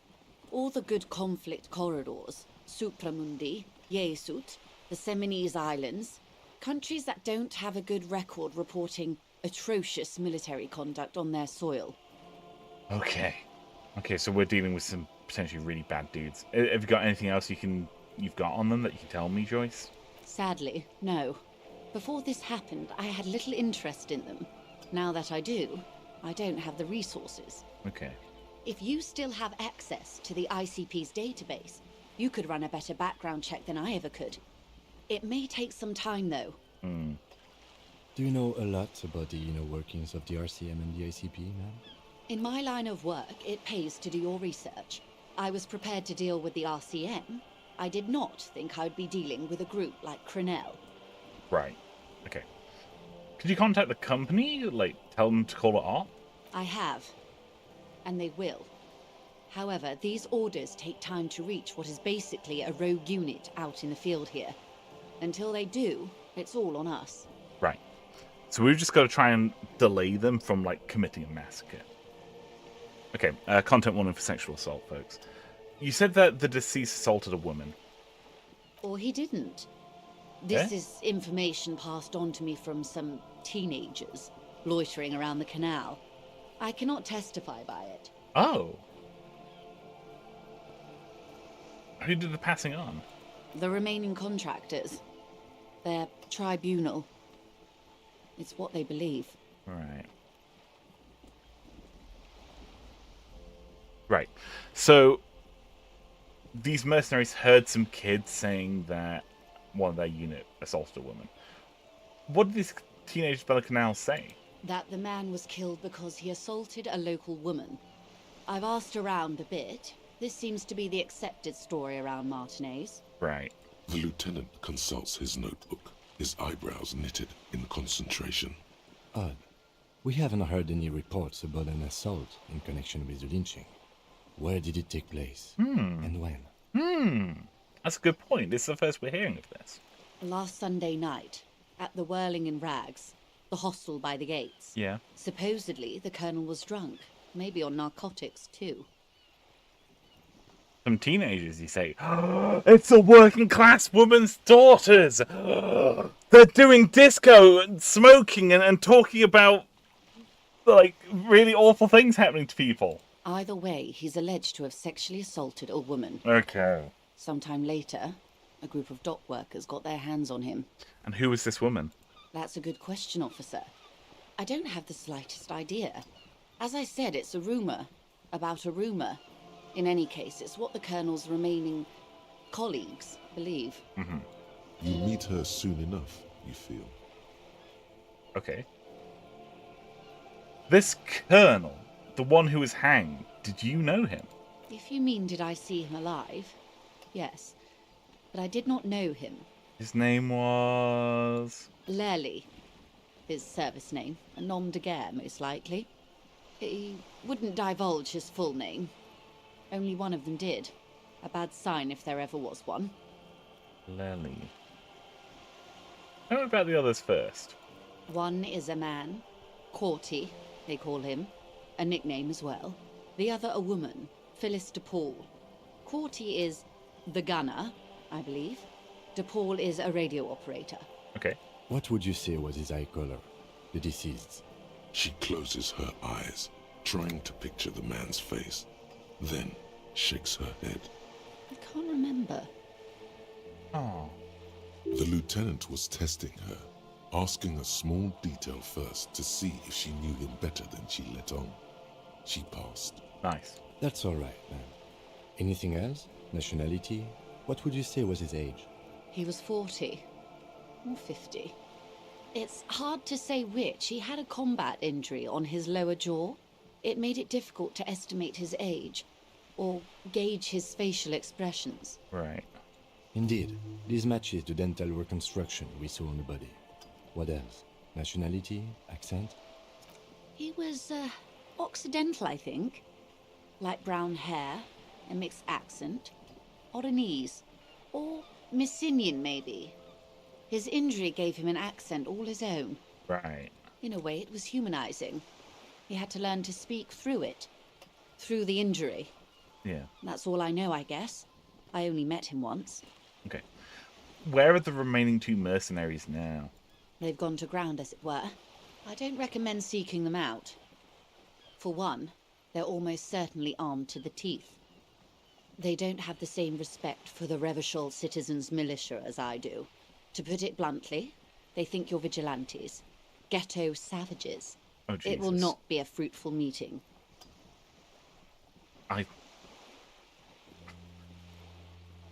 We still need to know where they are, though.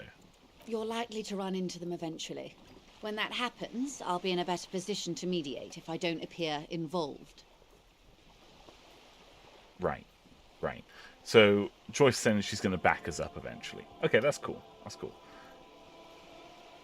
Where are these mercenaries? This is so embarrassing. You have no idea. There's something wrong with your brain. Luckily, the lieutenant still has his. Ma'am, with all due respect, I've been around Martinez, and there's a giant hulk of a man in ill-fitting clothes at the harbor gates. Mr. Right to Work. His heart really isn't in it. Oh! Not a terribly good actor, that one. Still. And the other one, the Pole, must be in one of the 4-story buildings overlooking the roundabout. She was reporting back to you while we were canvassing the lorry drivers. Ah! That would afford a good vantage point. Still, I hope you heed my advice. There's no need to kick the hornet's nest. How much time do we have, Joyce? Until the executions start? Truthfully, I don't know. It depends on their progress identifying the members of the lynch mob, and their impatience. They don't report their progress to you? Not on this matter. I'm afraid they consider this a personal initiative. It's a matter of days, not weeks. Oh, okay. That's enough for now, thank you. I am sorry to have been the bearer of bad news. If there is anything else I can help you with, please ask. What can you tell me about these tattoos? Of course. Excuse my hesitation before. For about half a minute, in silence. It was taken with a trigette not long ago. This is the man's upper body. There were no more markings on his hands or legs. We'll stay quiet. We're just going to observe her expression. Her mouth is relaxed. The accordion lines near her mouth vanish. The pearls of her eyes move slowly on the photo's surface. What do you think? Sorry. I was trying to see if I can read the web of interdependencies between these points. The stars. Okay. I can't. But that's how you read this story. The points themselves don't have letters, numbers, anything. Their size, location on the body, and distance from each other tells you what they represent. Like stars in the sky? Close. Port cities. This is an Oranese map of the waterways, a sailor's tattoo worn by wayfarers of the Dolorian century. Over 300 years ago, the sailors would mark their bodies to map their travels. Right! Okay, right, okay, we're getting somewhere. That's really cool. That's a really cool tattoo.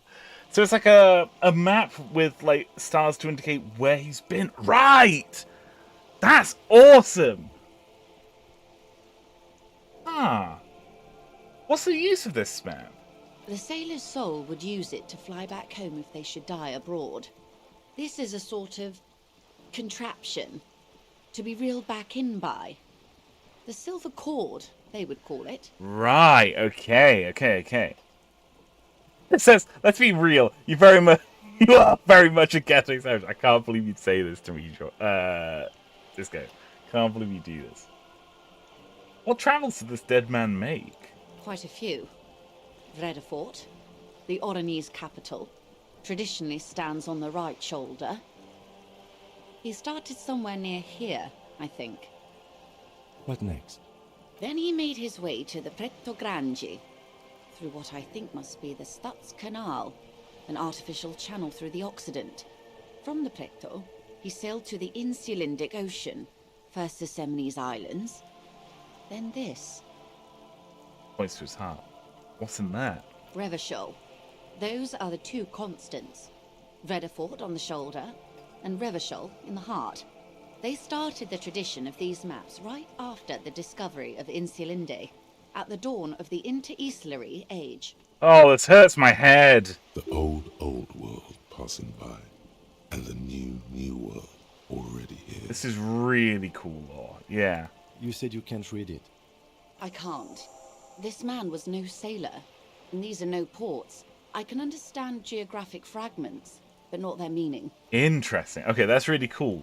So Joyce has given us a framework, but doesn't actually understand what it is. That's interesting. Who could tell me more, do you think? His platoon members? The other contractors. Though I do not suggest you go and show them that picture. This man was their friend and comrade. Challenge accepted. I say we do it. I need the information.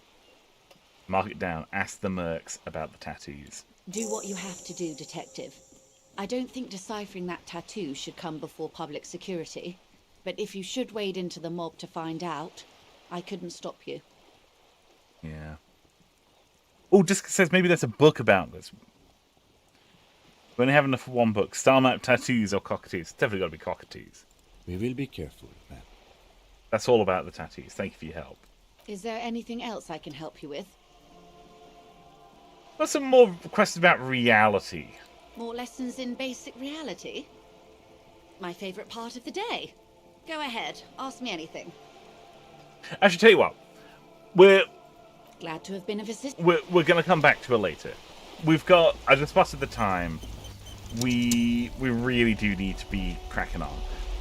Now that we've got this information, we should go try and speak to the Union boss. We haven't actually tried just approaching the docks gates. We've come around here and we found an alternate path over, but we should just try approaching the gates first. See what we can figure out. Oh, There. Working class drunk. You know what this means, right? case solved. Cracked it. All in a good day's work. Wait, what did I crack exactly? What do you mean, what did I crack? Look at how working class that drunk is. It's her husband, the missing husband. Yes, and you found him. Now go and tell the working class woman.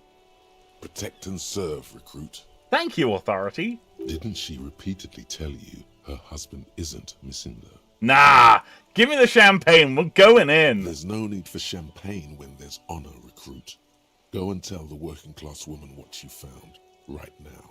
Okay, I know that we've got to speak to the Union boss, but we got to tell this woman first that her husband isn't missing. We found him. We found him. Protect and serve, madam. I found your husband. God damn it, I already told you. My husband isn't missing. But you said you didn't know where he was. And I specifically added that I didn't need to know where he was. Well, I found him nevertheless. I'm that good. Very well then. Where is he? There! And point to the working class drunk by the sea. Excuse me? I don't follow. I found a working class drunk and I thought he might be yours. Right, 'cause working class women come with alcoholic husbands. You know what? What? You were right. I do have an alcoholic husband. Although not that one. Gotcha. Ha, Blam, knew it. But you told me your husband's all right. I did, and he is. He's also an alcoholic. So is he missing as well? No, he's not. Or maybe he is, I don't know. He's probably in the park, or in Shamrock somewhere, drinking with his friends. I haven't seen him for... Well, to hell with him. Wait, so he is missing? He actually is missing. Kim, is it just me, or did this just become a missing person case here? I wouldn't be so sure. Ma'am, just to be completely clear, do you want to report it to the police?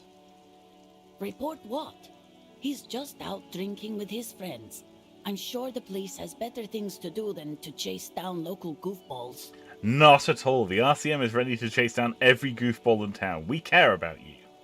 She sighs, but you can detect a slight hint of gratitude and relief from her face. No, please, don't tell me it's actually going somewhere. Alright, go ahead. Do you have any questions? What does your husband look like? Honestly, not that different from you. Oh. So, let me guess. He's disco? Oh, thank God, no. It hasn't come down to this yet. Hey, fuck you, man. Why do you say your husband resembles me, then? Well, he's slightly chubby. Wow. Wait, did she just imply that you're fat? You're not fat. The body type she's referring to is called a Franco-Nigerian hard body. Hey, I'm not chubby, and neither's your husband. What you meant to say is that we both share a Franco-Nigerian hard body. You both share what? Franco-Nigerian hard body. Softly round, yet still in shape. Ladies dig it. I'm not sure about the rest, but softly round sounds about right. He's not in great shape. What else? He was wearing a dark brown leather jacket with a bright blue inner lining. Okay. The lining is hand-sewn. I made it myself. She sighs, her voice slightly quivering when she adds. It's his cool jacket. Ah. God knows it's too cold to run around in this, but he refuses to change. Okay. Who cares about the cold when you have your cool jacket to wear? You can completely sympathize. Yeah, that rocks. I even tried throwing it away once, but he just dug it out of the bin. Can you believe it? I mean, if the jacket's really that cool, then I could totally understand, man. Well, what can you do? I hope that at least that extra lining helps him keep warm at night. I wouldn't like him to catch cold. Yeah. When did you last see him? Yesterday morning, he went to the library. He went to retrieve my book, and he promised he'd walk straight back home. So he's been missing for a day. He's been missing for over 24 hours. Because we talked about this. We talked about not wandering off again. I don't know what to do. I honestly don't know what to do with his addiction. Just makes me feel weak. Gone for around 36 hours then. Mm-hmm. Damn, this is a missing persons case. Fuck. Okay. Yeah, this actually is turning into something. She turns away from you in an attempt to recover. Think I've got it. Thanks. So you are going to look for him? Yeah, I'll bring him back home for you. No trouble. Thank you. Please do. Even though I'm sure he will return home by himself. Yeah. I'm still sure of that. Yeah, we just gotta tell a drunk to go home. Maybe he's seeing another woman. Maybe he's like she says. Maybe he's just absolutely shit faced. You never know. I'm sure he will too. When he does, would you let Precinct 57, Kim Kitsuragi, know? He gives her a slip of paper. I will. Of course, officer. Okay. As I said, it's probably nothing. Yeah, it's probably nothing. Thanks. I'll get going then. All right. Okay. We're just gonna eat some mercury real quick. Delicious. Right. Let's go down to the Union gates, the dock gates. Oh, hang on. Let's hand in any bottles that we have. The tear machine stands in the... Your bottles clunk into the machine, and the money appears with a satisfying jingle. You're a richer man now. Oh, we got money, baby. We got money. Okay, now, We've got important work to do. There's a lot of men on strike here, but we've got something much more important to do. Okay? Come on, Kim, keep up. We've got shit to do, man. Kim, let's go looking for books, okay? Look, I promise we'll be back on the case as soon as possible, alright? I promise. The display rack is brimming with worn paperbacks featuring an extremely muscular, sword-wielding barbarian on the cover. Nearly all the titles contain the word Heimdall somewhere. Storekeep, tell me about these Muscle Man books, please. Oh, Man from Heimdall. A very popular series of adventure novels. They're awfully immoral and violent books. Alright, like Conan the Barbarian then. Okay. Why are they so popular? Blood and violence, scantily clad women, epic narratives, all those mystical things he encounters. They're bound to grab those with little imagination and nothing to do. Sounds good. Which one should I start with? What does it matter? They're all the same. However, the customer is always right, they say. If you're a novice of the series, I'd recommend Heimdallaman, the man from Heimdall. It's supposed to be a good introduction to the series. We have no money. We don't have enough money. $9? What the fuck? Look through the display of books. Rows and rows of Heimdallamen blur your vision. You make out some titles. Man from Heimdall and the Mammoth Riders. Man from Heimdall, Return to Heimdall.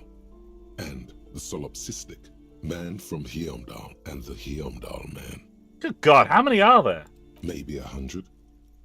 Man from Heimdall and the sages. Are you going to list them all? Man from Heimdall and the false god. Man from Heimdall and the scorched earth. Man from Heimdall, the Heimdall colonies. Man from Heimdall and the swamp beast. No, wait, Man stop. from Heimdall, Narrator, stop. Snow crabs. Stop. Those snow crabs are worse than they sound. We're training up our defense skill on the sand crab. Is that all? Not even close. Man No! Heimdall in hell. Man from Heimdall and the forest of slaves. Man from Heimdall under the lake. Man from Heimdall, Heimdall burning. There's even The Trial of Death, a pastoral combat game book set in the world of Heimdallaman, and so much more. That's like a fighting fantasy book. That's really cool. Oh, Pain Threshold. Do any of these books call out to me? A twinge at the back of your head makes you flinch. Your eye starts twitching. Ow! Your hand reaches toward a book with glossy cover art of the very muscular Man from Heimdall in chains, kneeling in front of a staircase leading to a throne. A woman sits on the throne, leering at the man. She's laughing at him, belittling him. Between the throne and the Heimdallaman lies a bonfire, casting shadows on the wall. The shadow of the woman's headdress looks like a pair of devil horns. The title reads, Man from Heimdall and the Devil Woman. Oh, for fuck's sake. No! Pain Threshold, why are you making me a misogynist, man? No! Interesting. I don't want to be a misogynist. No! Interesting. The display rack before you is burdened under piles of Man from Heimdall novels. So we can buy the Devil Woman book. Interesting. All women are devil women. I have never been outside. What's upstairs? What's up here? What's this? These shelves are overburdened with books from the same series. You see the name Dick Mullen over and over. A couple of spook novels hide amidst all the detective books. Thrilling tales of spycraft and daring-do. Storekeep, what's all this crime fiction? Oh, crime, robberies, murders, even sexual crimes. We're fortunate to have Dick Mullen and his stories to sort all that out. You're a police officer, apparently. You should buy all of these. They really do teach a person how to be a proper detective. Let's look through the display of books. Crime fiction is a disgrace. Ah. An asinine, misrepresentation of the physical attributes of the arduous everyday work of actual police officers. These books greatly overstate the excitement of police work, glossing over how long it takes to actually follow up on leads and eliminate dead ends. Furthermore, they have no idea how hard it is to simply remove a body from a tree. That's very good. What's more, they completely ignore the psychological hardships of year after year coming into contact with people during the worst days of their lives. Ugh. Not a single mention of all the stress this work creates upon the officer's family. Detective fiction just doesn't tell the truth at all. Now, would you like a list of all the books found on the shelf?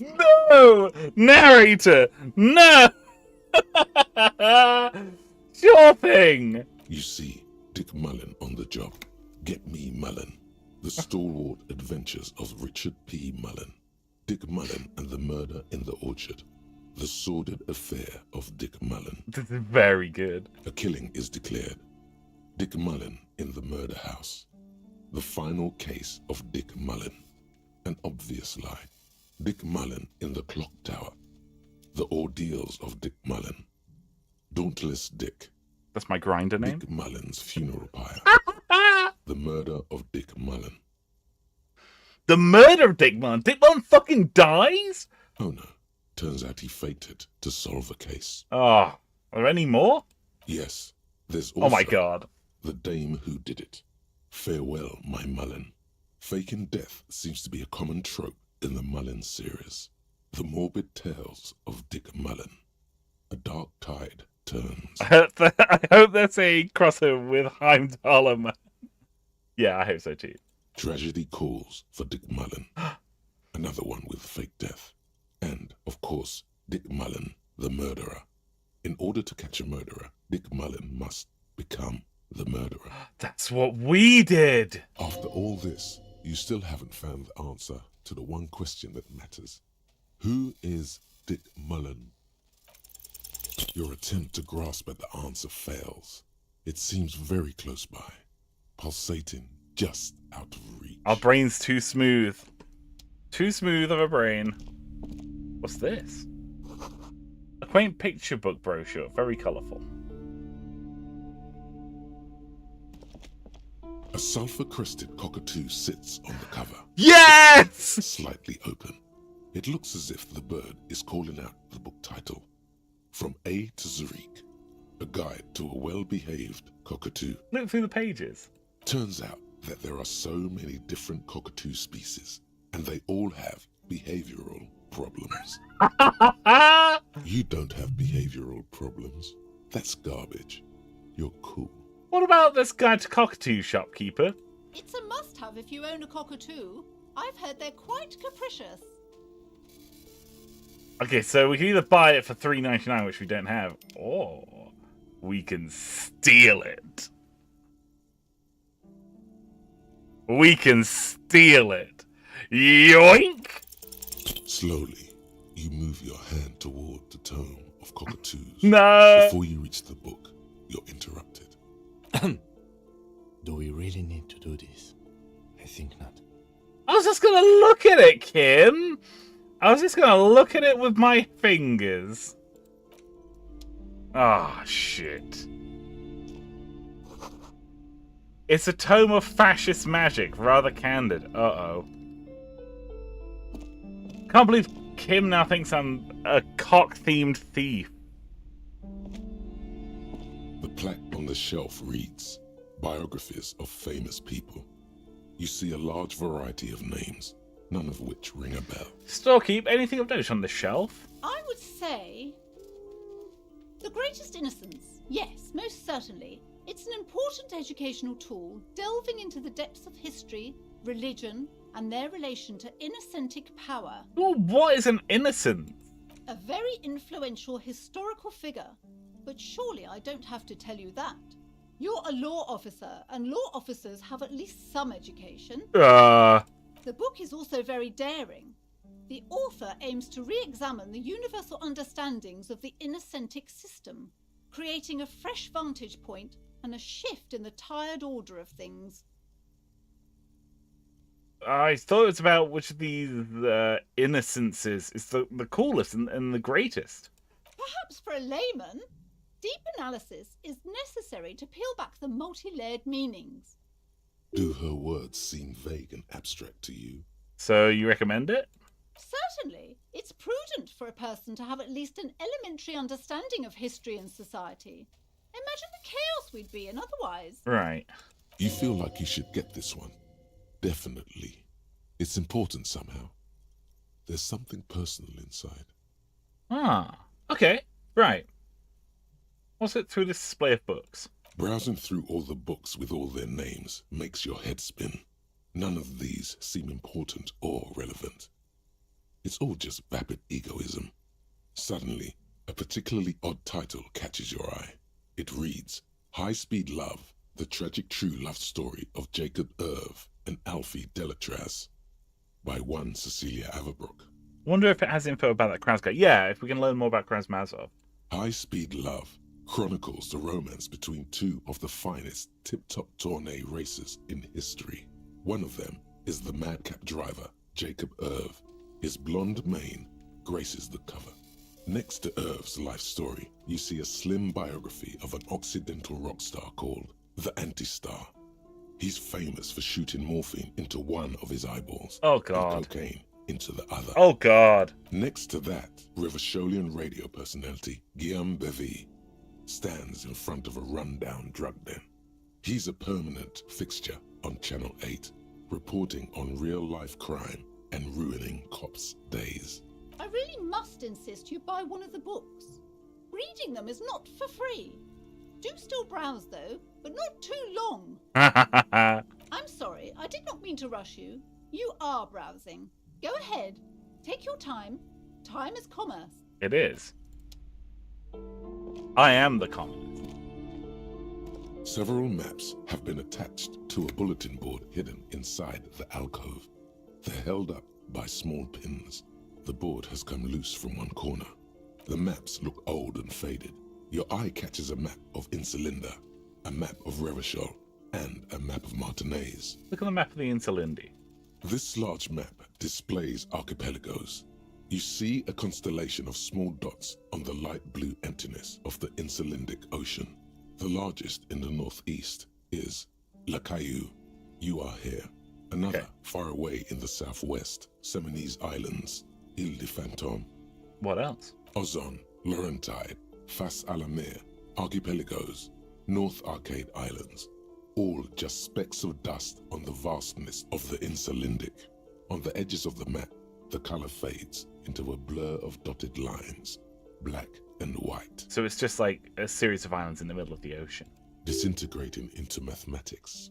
In the northeast, a dust mite stands on the north coast of Caillou in a bookstore. It's you.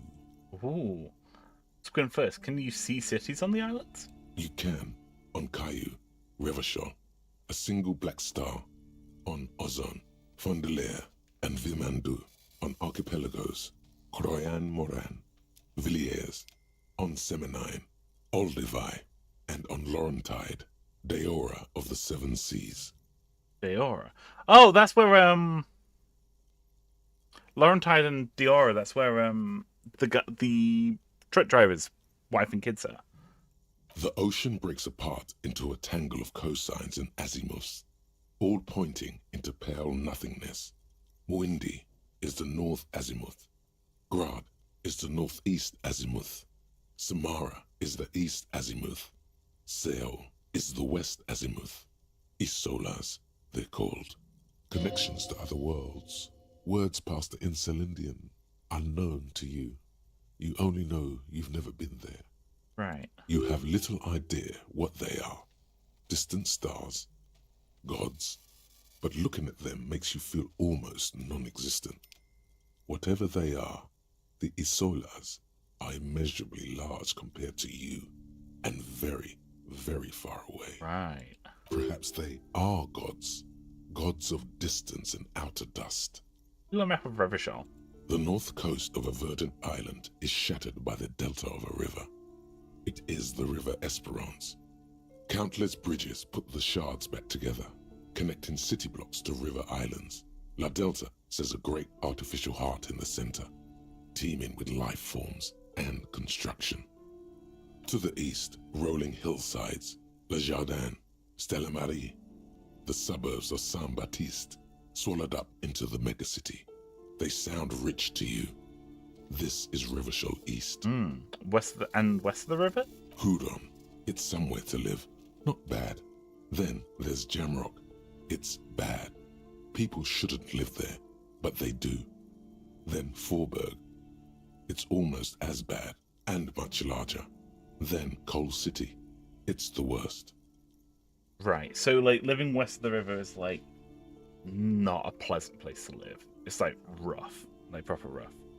And Martinez? It's so small you can't even see it on the map. No, wait. There it is, north of Jamrock, the strip of coast next to the Greater Rivershell Industrial Harbour. It looks downright despondent. It's almost Coal City, to be honest. Well, okay, so we're part of like the really bad part. No, this is somewhere to be.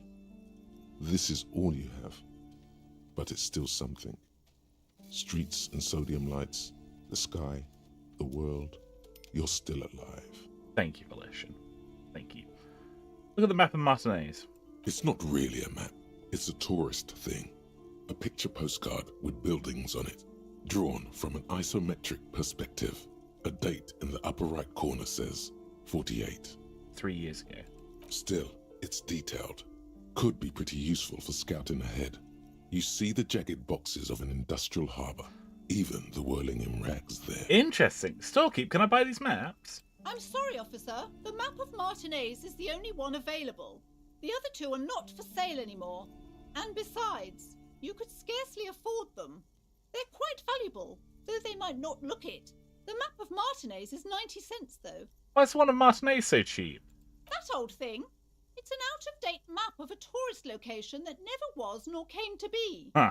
From when some design studio people tried to spruce the place up 4 or 5 years ago. They also renovated the horse statue, set up those coin-operated viewers, and designed the new street lamps. Right, so it was these folks who rebuilt the statue into like that weird, like, partially exploded way. They didn't get that far, for some reason. A shame the project never got going. Would be nice if someone fixed Martinez up. All these ruins are bad for business. I'd like to buy the map, please. Always good to be informed of your surroundings. Let's have a look at this map. No, wait, no, I don't want to pick up the booze. Map of Martinez. A worn and torn map of the Martinez area dating from 48. The title on top reads, Bienvenue à Rivershell. It's a bit out of date, but was originally created by a design studio in a failed attempt to spruce up Martinez and turn it into a fancy tourist destination. The worn map features the patchwork grid of the streets of Martinez, with directions to appropriately touristy locations. Year 48 resides on the upper right corner. Trace a path along the grid. Your finger moves through the various streets, across Rue de Saint-Ghislain and Rue Saint-Sipar, over Saint-Brun and Martinez North, finally coming to a halt on the spot where you are currently standing, although the map gives no such indication itself. Dang, this bookstore opens up so many paths. It really does. There's so much in here. Very nice. Oh, we have a map now. Look at this! Look at this! Wow! That's so cool! Look at this! Yeah, so that's the Whirling in Rags. That's us there. That's the bookstore. That's where we are. Or that's where we are now. That's the statue. Wow! And this is like the harbour. The harbour here. We're getting a sneak peek at what might be coming. Look at this. Super cool. Super cool. Interesting. It shows you where all of the things are. Super rad. Awesome. What's this? Another boring book just discarded here. This bookstore is not strictly about crime, romance, and biographies of famous people. There's also a wide range of paranatural literature. Oh. Amidst the various books, you find one written by someone named Matthias W. Dundas. It's about wholeness, unity, balance. The point of the book, and many others on this shelf, is to give people medicinal advice in situations where they don't have access to paid health services. Oh, that makes me sad. How does that work? It serves platitudes, while also telling everyone that traditional medicine, the kind people don't have access to, and which costs more than this book, is garbage, and would only give you cancer anyway, without even curing your cold or anything. Pretty good. Okay, right, so it's that kind of book then. Gotcha. Wholeness, unity, balance, on the other hand, can basically take care of anything. Though it is important to note, when it's up to your mind to heal yourself, then it's because of your mind that you're ill in the first place. Right, okay. It's your own fault if you're ill. Got it? Right, right. Gotcha. Does the book say anything else? The book features chapters on topics such as how to find magnesium. It even lists plants you can harvest magnesium from. How to continue drinking if you're an alcoholic who has destroyed his liver. And that could be useful for us. There's even a chapter on the ancient Seraise tradition of using duck gallbladder preservatives to treat and prevent sexually transmitted diseases. Pre and post factum apply. Ooh. Nothing worth buying. This is just mundane garbage. What's even paranatural about this? Stalky, what books are these? Sir, please, no browsing in that shelf. That wisdom is not for free. I can't have you end up, like, opening a police store next door and stealing my customers. Oh no! Oh, look at this! Look at this, we get so many bonuses here. Remote Viewers Division. Oh, that's the thing that Kim talked about. Heard about the curse. Oh. The throbbing in your head increases with every passing moment you gaze at this shelf. Suddenly, as if out of nowhere, a small green book becomes apparent. The title of it reads, Medicinal Purposes of the Pearl. Hey, Star City! Welcome to the stream. Star City says, is this your first time playing? I just finished it for the first time. Such a beautiful game. I have finished it before, but I've missed so much of it. This is my second playthrough. But there's so much that I've come across that I just missed. I think the first time I just kind of like rattled through. And I've missed like basically everything. Like, I've missed all of this stuff. This is absolutely wild. This guy says, seriously, I can't believe Steam is selling this for like $2 right now. Single screenshot is like an expensive work, but it really is. I love how this game looks. I love how everything looks like a smudgy oil painting. It's gorgeous. One of the best looking games I've seen. Like, genuinely looks fantastic. Yeah, also, yeah, it's on sale right now on Steam for like $2. Well worth picking up. Well worth picking up. Absolutely fantastic game. And the thing that I've found is that by having your stats allocated in different ways, you see so much else of the game. Like, because you get different voices speaking to you, it makes the game incredibly replayable. Incredibly replayable. Super rad. Super rad. Like I say, because I missed so much, I almost feel like I'm playing a new game here. There's a lot of stuff here that I haven't done. It's some really important stuff. The whole stuff that we've done with Joyce, I haven't done any of this. I haven't done the drug investigation stuff. This is all brand new to me, and I'm really, really enjoying it. Super, super cool. What's the Pale? The book contains very little explanation on the matter.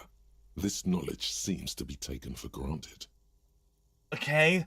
What's this book about, then? The book contains descriptions of various pseudoscientific therapies, alternative medicines, and folk remedies involving the Pearl, also known as le territoire. What is the pale? The territoire. Okay. Flew under the radar for me for so long. So glad I got it. It's one of those rare games for me that really leaves an impact. Yeah, it's with obviously without spoiling the game, I could not stop thinking about it after I played it. It's a magical game. It's one of those games which, when you're playing it, you have a lot of fun. What I think I really appreciate about it is that the funny goofiness and the heavy stuff are all treated with the exact same weight. You know, the game could be messing around with you and then pull something heavy on you, like with the lady just outside. We were kind of like goofing around with her, and then it turns out actually her husband has been missing for a day. So we're actively investigating that. I don't know where that leads. I've never done this before. This is really, really fun for me. I'm looking forward to meeting this husband. I'm looking forward to telling him to go home. It's going to be really cool. I think it's going to be an interesting character moment, like having our detective who's, an alcoholic and who I want to get better, to see someone who's like him, I think that's going to be a really, really fun interaction. Really, really fun interaction. I can't wait. Really, really looking forward to that. This is like the Skyrim of point-and-click adventures. Yeah, in the sense that it's like super, super deep. Like there's a lot of stuff to do with it. All right, let's continue. For example, it recommends vigorously swatting one's naked body with a venik or hand broom, made from the leafy twigs of a young birch tree from the near pale. Okay. Even better if you can find someone else, preferably a large man dressed in nothing but a towel, to thrash you while you're spread naked and helpless on a cool slab. Sounds painful. It is supposedly invigorating and good for the circulation. What else? It also recommends consuming distilled spirits like vodka or whiskey that have been aged in the pail. Readers are instructed to cover these jars in a shallow hole just inside the pail and leave them there for 30 to 60 days, depending on the potency desired. What does this pale aged liquor do? Among other benefits, it is alleged to restore a damaged liver to perfect health. Oh. That seems improbable. But that could be something that would be very, very useful for us. I should probably get my hands on some of that. What else is in here?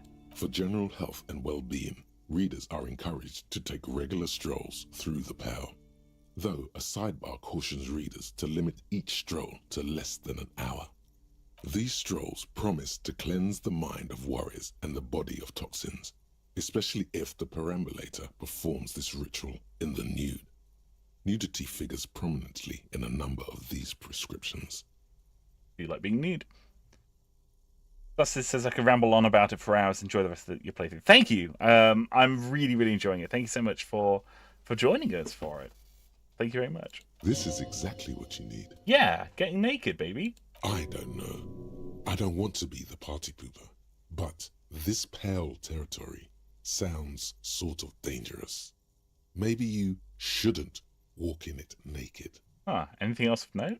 There's an entire section devoted to cures for men who are struggling to perform their marital obligations. Maybe I could do with that.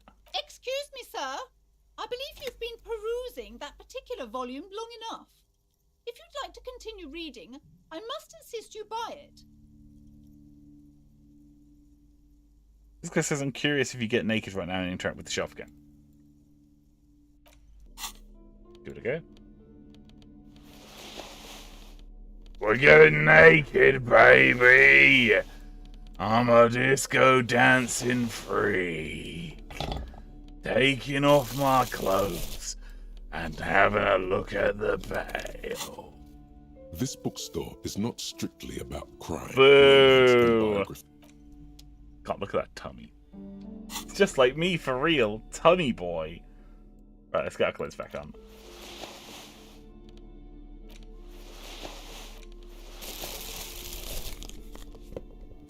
No worries, let's go. No worries, man. Right, so we've got everything we really can in here. We don't have the money for the cockatoo book. Let's go approach the gates. Let's see what we can figure out. we should probably put something else in our hand. Let's get the... What's the tools? There it is. Let's put the pry bar back in our hands. There we go. Check that out. We're all set. We look like a goon out on the job. We're like, yeah, you got it, boss. You need that thing shifting? Yeah, you got it, boss. You's got it. Alright, here we go.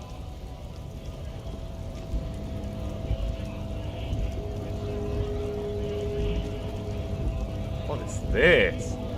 Oh, this guy's fucking gigantic! Okay, we'll talk to him in a sec. The big crowd. What's this? Lorries probably stored fuel here. Now they store booze. Ooh, money. 60 cents? Amazing. A lorry stuck in the traffic jam. This big, heavy Grad-made machine is well kept for such an old machine. Let's look in the window. The windows are clear. They've been recently washed. You can see a lorryman's cabin with personal belongings, stickers, insignia. Fumes of heavy fuel oil waft over you, making your eyes sting. The odor mixes with cigarette residue. What kind of stickers and insignia? The driver has adorned his space with a substantial collection of peculiar paraphernalia. Proclamations about honor, strength, and purity are glued to various panels. Okay. A large metal pendant hangs from the rear view mirror. The pendant features a sun crown with wavy rays. What about the back seat? The back end of the cabin has a small perch to sleep, large ashtrays. There are several suns and wheels sewn into the curtains.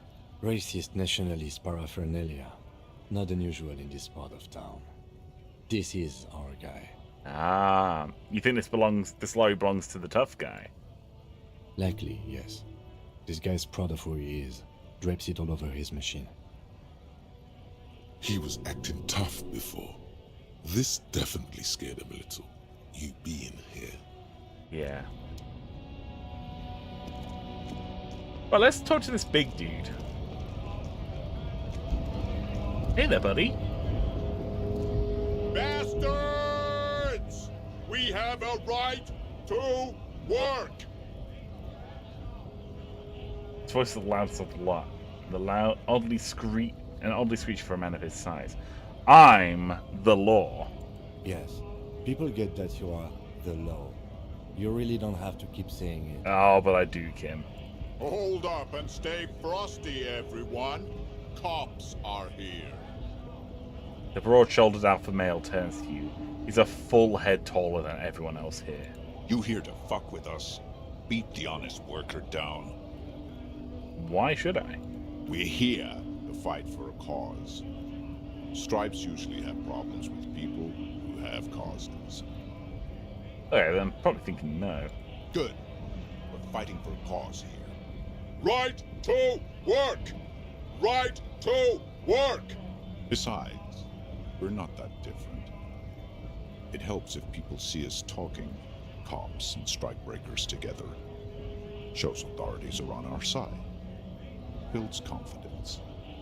This guy's voice actor is incredible. Like that, like a kind of baritone, like just lurking in there. Super, super nice. What kind of cause are we talking about here? Rights of people. Rights of workers. To have gainful employment. To make a salary. And feed their families. I don't think I've chosen any sides yet. Might be time. Don't let the fat bastards tread on you. Cops tend to side with the higher-ups, but you're essentially still workers. I don't trust cops, but I can see you understand the right to work! Right to work! Regardless, I have some questions for you. Maybe you should ask them the questions, like why we're not allowed to make a living here. Shame on you! We have families to feed, you piece of shit. He points his finger at the man sitting on the railing. So do we, Scott. The loitering man hollers in return. Oh.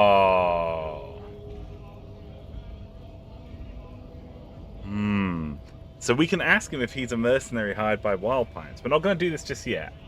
We might come back to this. Should I need to speak with the Union boss? Have fun. Union shits are on full strike. Don't think they're going to let you through the gates. Why you want to meet that fat asshole? I'm interviewing people here about the murder that took place here, behind the hospital cafeteria here. I know nothing about a murder. His reply is snappy and terse. Absolutely nothing? Wouldn't put it past these harbor bugs. They'd do anything to stay alive. Right to work! It's shameful. Cops doing nothing. You should bring backup. Open up the gates for us. Blockading gainful employment for workers is a crime. This isn't really my area of expertise. We are not picking a side in this just yet, sir. Pity. Let us work! What's a strike? When a bunch of ungrateful, lazy cockroaches can't get their act together, decide to block honest work for other people. What do the strikers want? Beats me. They mumble nonsense about boardrooms and workers' rights, while we have the right to work! When the man moves around, you perceive some serious abs underneath his tight-fitting shirt. This man is in shape. Like, super in shape. There's something odd in the way he carries himself.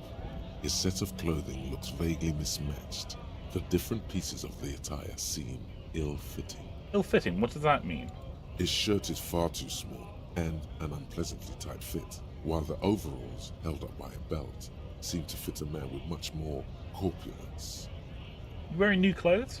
He ignores your question, choosing instead to turn to the emaciated workers, raising both fists in the air. The clothes are obviously not his. Interesting. Silence is the answer. There's something off here, but he won't say what. Okay.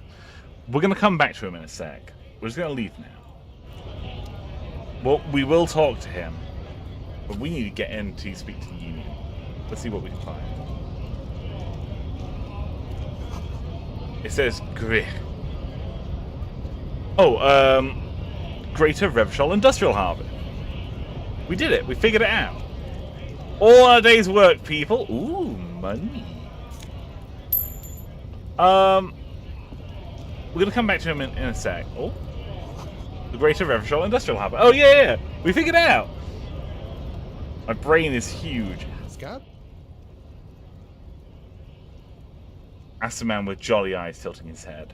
What did he just call you? Oh no, not this again. You just got away from that fucking kid. No, I don't want to deal with this again. Did you just call me a slur? No, I said scab. What exactly is a scab? A kind of a worm, content with mere survival. They come, they want to do our job for shittier pay, screwing over both themselves and us. Everybody loses. Right. Hey, Diego! Welcome to the stream, man. Good to see you again. How you keeping, bro?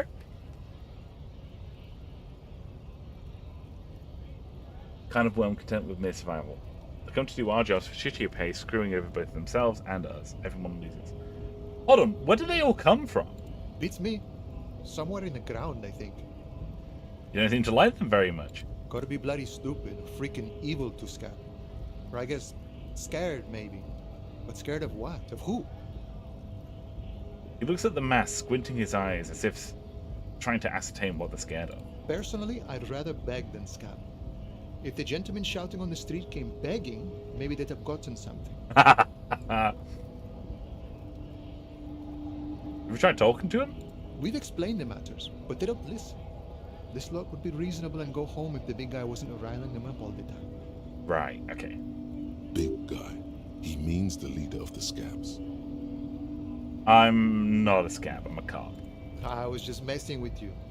No one's ever seen a cop scab. Because it's always a nice coincidence that when I have college stuff to do, you're streaming. Yeah, I tend to stream usually about 11 p.m. or midnight UK time. So right now we're on British summertime, so our clocks are on summertime. but it usually tends to be sort of like evening time for folks in the Americas. So it works out pretty well. Imagine, you cops going on a strike, but then another cop comes in and says, let us cop for less money. He chuckles and realizes. Speaking of, what brings the RCM here? To the Wild North? Come to see the strife? Hey, you're the man in boots at the gates. Kuno said, do you know something about the armor? The little boy had the good on his promise. His promise? To get me into trouble. To sick the pigs on me. Pardon the choice of words. Not mine. What happened? I was asked to look into that armor situation. Official Union probe, you know. Track it down, see who took it. Cool to have you playing the game on the background while I'm doing boring shit. But well, I'm glad to be entertained. What are you? If you don't mind me asking, what are you studying? Like, I totally get you, man. I totally get you. Like when I was at university, I'd always need to have something on in the background just to stop my brain from turning into mush, you know. Did you? At first I thought, why not? Maybe the pieces can feed the strike. Buy us a few more days under the sun, you know? Yeah. So I went to this boy. He said he'll make me his prison bitch. He's got eyes everywhere, the cops in his pocket, and he's the king of Jamrock. I love that you can hear this in Kuno's voice. Even though Manana's like saying this, I can hear the Kuno speaking. He's like, alright, I'm gonna make you my prison bitch. Super good. Serves me right for doing menial footwork. I dropped that probe right then and there, and it still got me into trouble. One bad move is all it takes. The probe into the armor, what do you learn? I learned that people don't want to talk to a drunk Union man about some armor. Ah. What else? Not much. Technical stuff mostly. That was the interesting part. So Kuno used us to what? To scare you? It's a minor nuisance. It's all good. Something like computer science. I'm from South America, so the name is different. Ah, fair. I've got a friend who's doing a computer science degree at the moment, and it sounds rough. Like the stuff that he's talked about is just like it's so much math. It's so much math, and I'm awful at. In fact, I'm not awful at math. It's just like I looked at it and I was like, oh yeah, I can maybe give you a hand with it. And I looked at it and I was like, nope, I can't do this. Software engineering. Gotcha. That's cool. What kind of technical stuff, Manana? I did some research into this armadura. Let's say I have friends at the library. I didn't get into the material science, just how it comes off. Mm-hmm. How does it come off? In parts. 4 in total. The helmet was the first to go. The kid says he tore it off and kicked it into the sea. I believe him. The boots were still on the guy last I saw. Too hard to remove. So there's 4 pieces. It's like Exodia. So, as I count, there are 2 parts missing. The gauntlets and the cuirass. This is where I left off. Too much hassle. More like a job for some militia. Hold on. 4 pieces. Helmet, cuirass, gauntlets, boots. What about the leggings? Oh, they're just gone. They don't exist anymore, if they ever did at all. Forget about them. I did. Huh. I'm going to find 1 piece for you. Once enough. No, I'm ambitious. I'm going to find all of it. All the pieces. I want Exodia armor. All of it? There are junior officers out there, eager to prove themselves. I would leave some for them, but okay. Let's find all of it. And Mesqui's epic then, all across Martinez. I hope it will be a real bonanza for you. Thank you, Manana. Thank you for your cooperation. No problem. If you see that kid, thank him from Call Me Mañana. Thank him for showing me the way. I need to get past the gates and speak with your boss. Oh, good. What matters do you want to discuss with Evrart? He might have information about a killing that took place behind the hostel. Everart's got a lot of knowledge about a lot of things, eh? Doesn't often dole it out, though. But sure, why not? Does this mean that you can let me through the gate? I don't operate in that capacity. I'm not a granter of passage. He takes The passage grants itself. He points at the stairs with his flask. If it's all so simple, why don't the strikebreakers just go up the stairs? That's simple. I can just walk in. Oh, that's easy. We got this. Aye. Walk right past Measurehead and go in. That's Measurehead. Yeah, the 2.5-meter tall Semini supremacist there. Walk right past him. Oh, okay. The dude's fucking jet. This is the giant. This is the giant that Joyce talked about. Right. Then press the button to unlock the door. Uh-huh. Then go past him again. Okay. And you enter the arbor through the office. Está. Okay. So you're saying it's actually quite difficult. Don't worry, I'm sure it's not completely impossible. For example, you could best Measurehead in a physical confrontation. Or you could convert to a Semini supremacist worldview. Or... maybe it actually is completely impossible. Has anyone here ever bested him in a physical confrontation? Not yet, no. He's incredibly strong. Okay. Nothing a couple of solid hooks from Dexter and Sinister won't fit. Thank you, physical instrument. Yeah, we got this. We totally got this. Have any of the scabs tried converting to his worldview? Jean-Luc himself would say the philosophy has proven overly heroic for the scabs to convert to. Not enough intuition. Right. Got it. Another thing. Sure. I'm a little bit short on money right now. Can you give me some? Sure thing, my friend. I can help you out. He flips a coin towards you. Let's catch it. The coin lands into your hand as if it has always belonged there. The swallow returns. Appreciated. Always glad to help out the RCM. Shame I can't do more. Things are meager at the moment due to... The strike. You know, the winter's fat is slowly running out and all. Still better than scabbing, though. Yeah.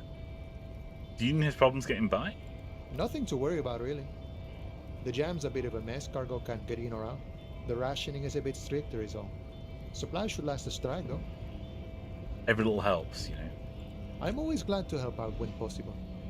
Not like these slithering scabs. What's the strike about, anyway? You know, serious business. I'm sure the big boss will be glad to tell you. You'll have to ask him first. Right. He's a chatty guy. Wants to talk about the strike. Return once you've met the union boss and are on a better footing with the organization. Nice talk. I gotta get moving.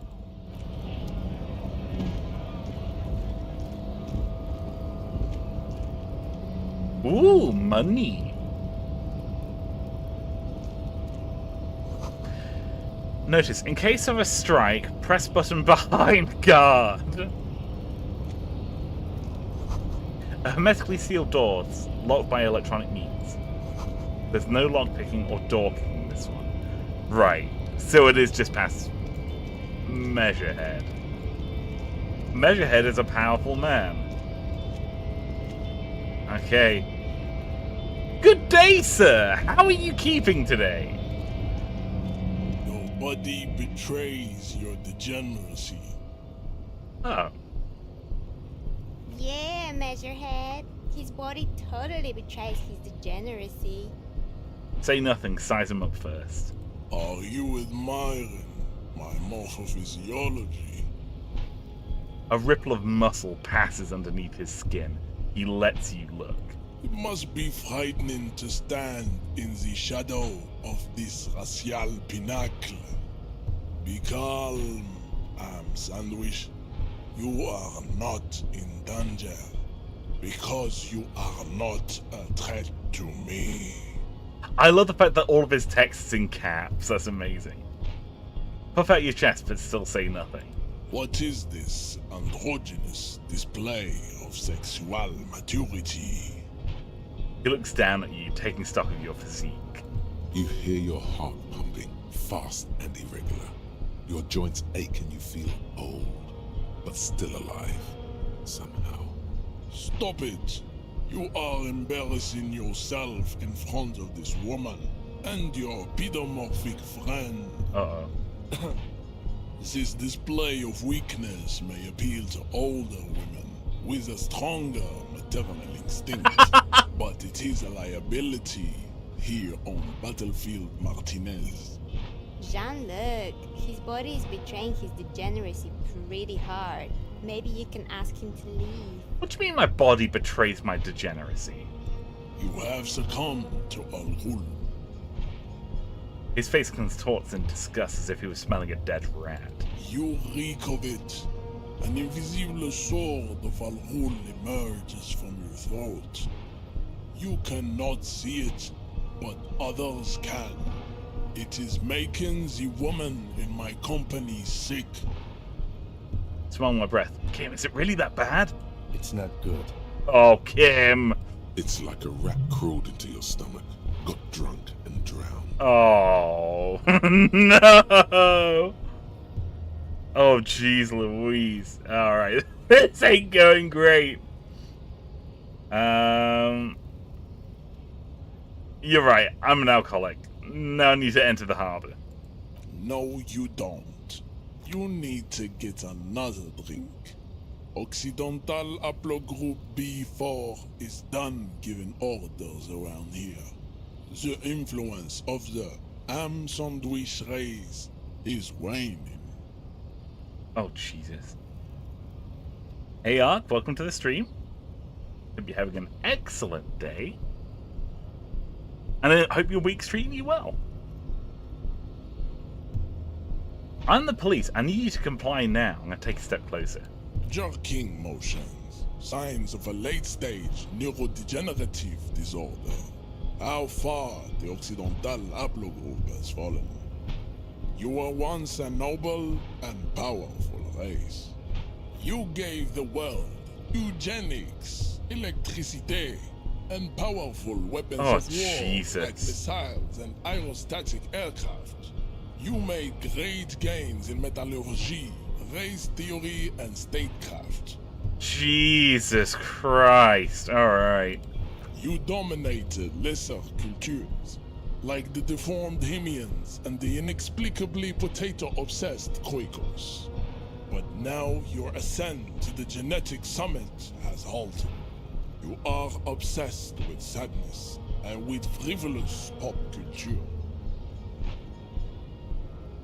These sound like slurs. These sound like it sounds like he's just dropping slurs into his sentence. You will be superseded. Isn't that right, babe? It is, baby, yeah. You know it. There is a button right behind him, just out of reach. It must be the one that opens the door to the harbour. Diego says, it's so funny that the top of his list is eugenics. Yeah, he's just like, yeah, you guys thought up the idea of fucking, like, restrictive breeding and wanted to kill a bunch of people. Like, jeez Louise, this guy sucks. This dude sucks. Come on, I just need you to move back like 20 centimeters, man. It is my task to keep the degenerate drunks from entering. I'm not even drunk right now, man. Look, I'm gonna push him out of the way. Oh. That is right. You should leave the stage of history with dignity by inviting the other we're fucked. to a great world war. Bring your troops to the Seminine Islands and to Boogie Street, and we will pulverize you. When you are gone, we will build a museum for you. A museum? The walls will be lined with bottles of Al-Ghul, your beloved beverage. Inside, we will store the odes to homosexuality you call art, and your microcephalic skulls. Oh, Jesus. This is your chance. He's talking. Rip into him with a punch and catch him off guard. Yes, Half-Light! Yes! No, don't rip into anyone. You're sensitive. Remember? Communicate. No, we can take him. We can take him. Suggestion is against it. Suggestion! No! I want to kick this dude's ass, man. This dude's an asshole.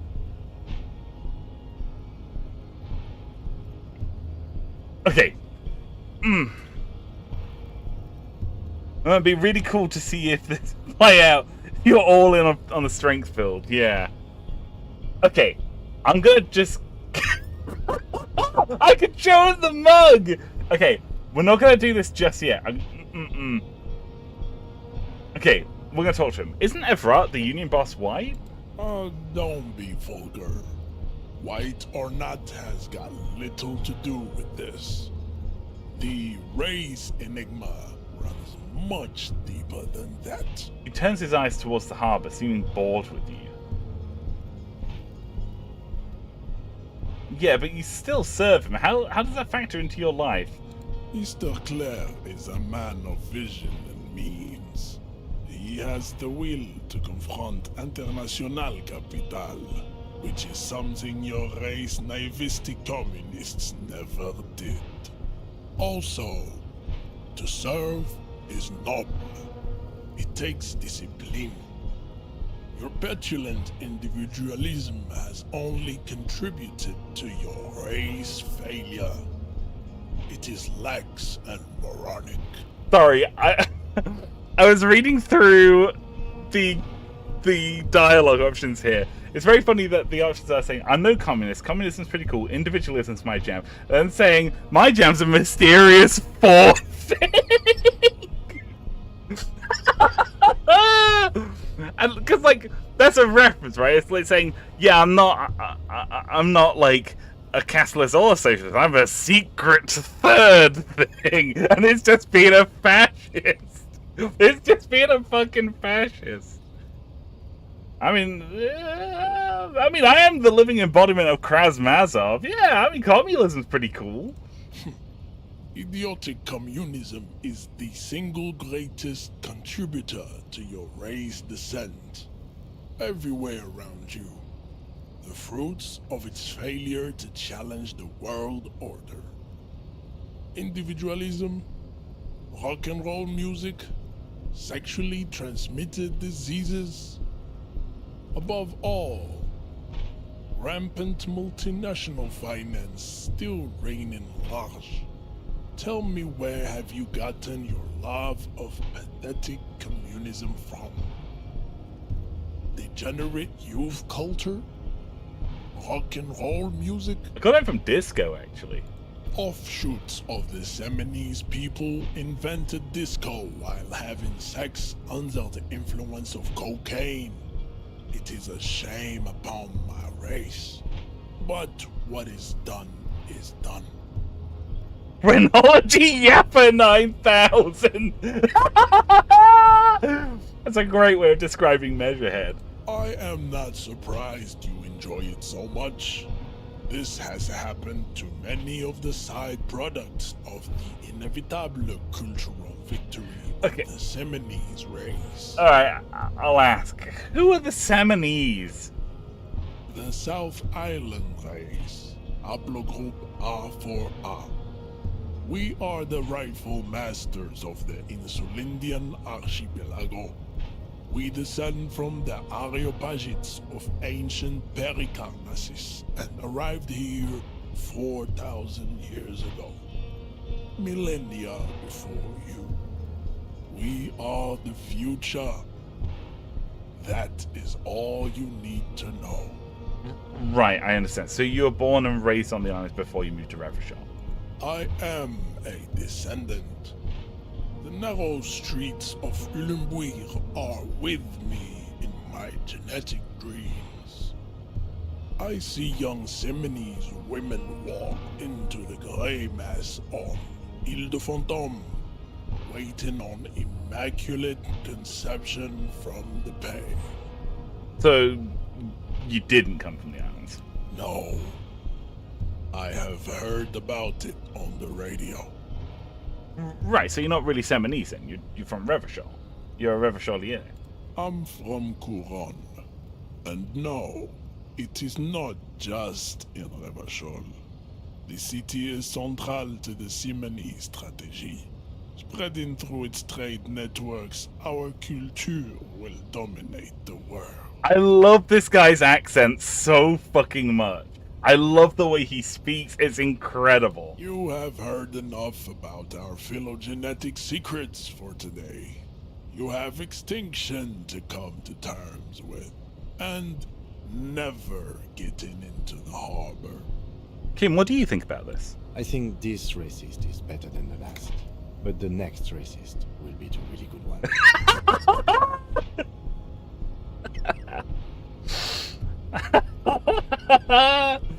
That's very funny. That's great. Holy fuck. That will be the...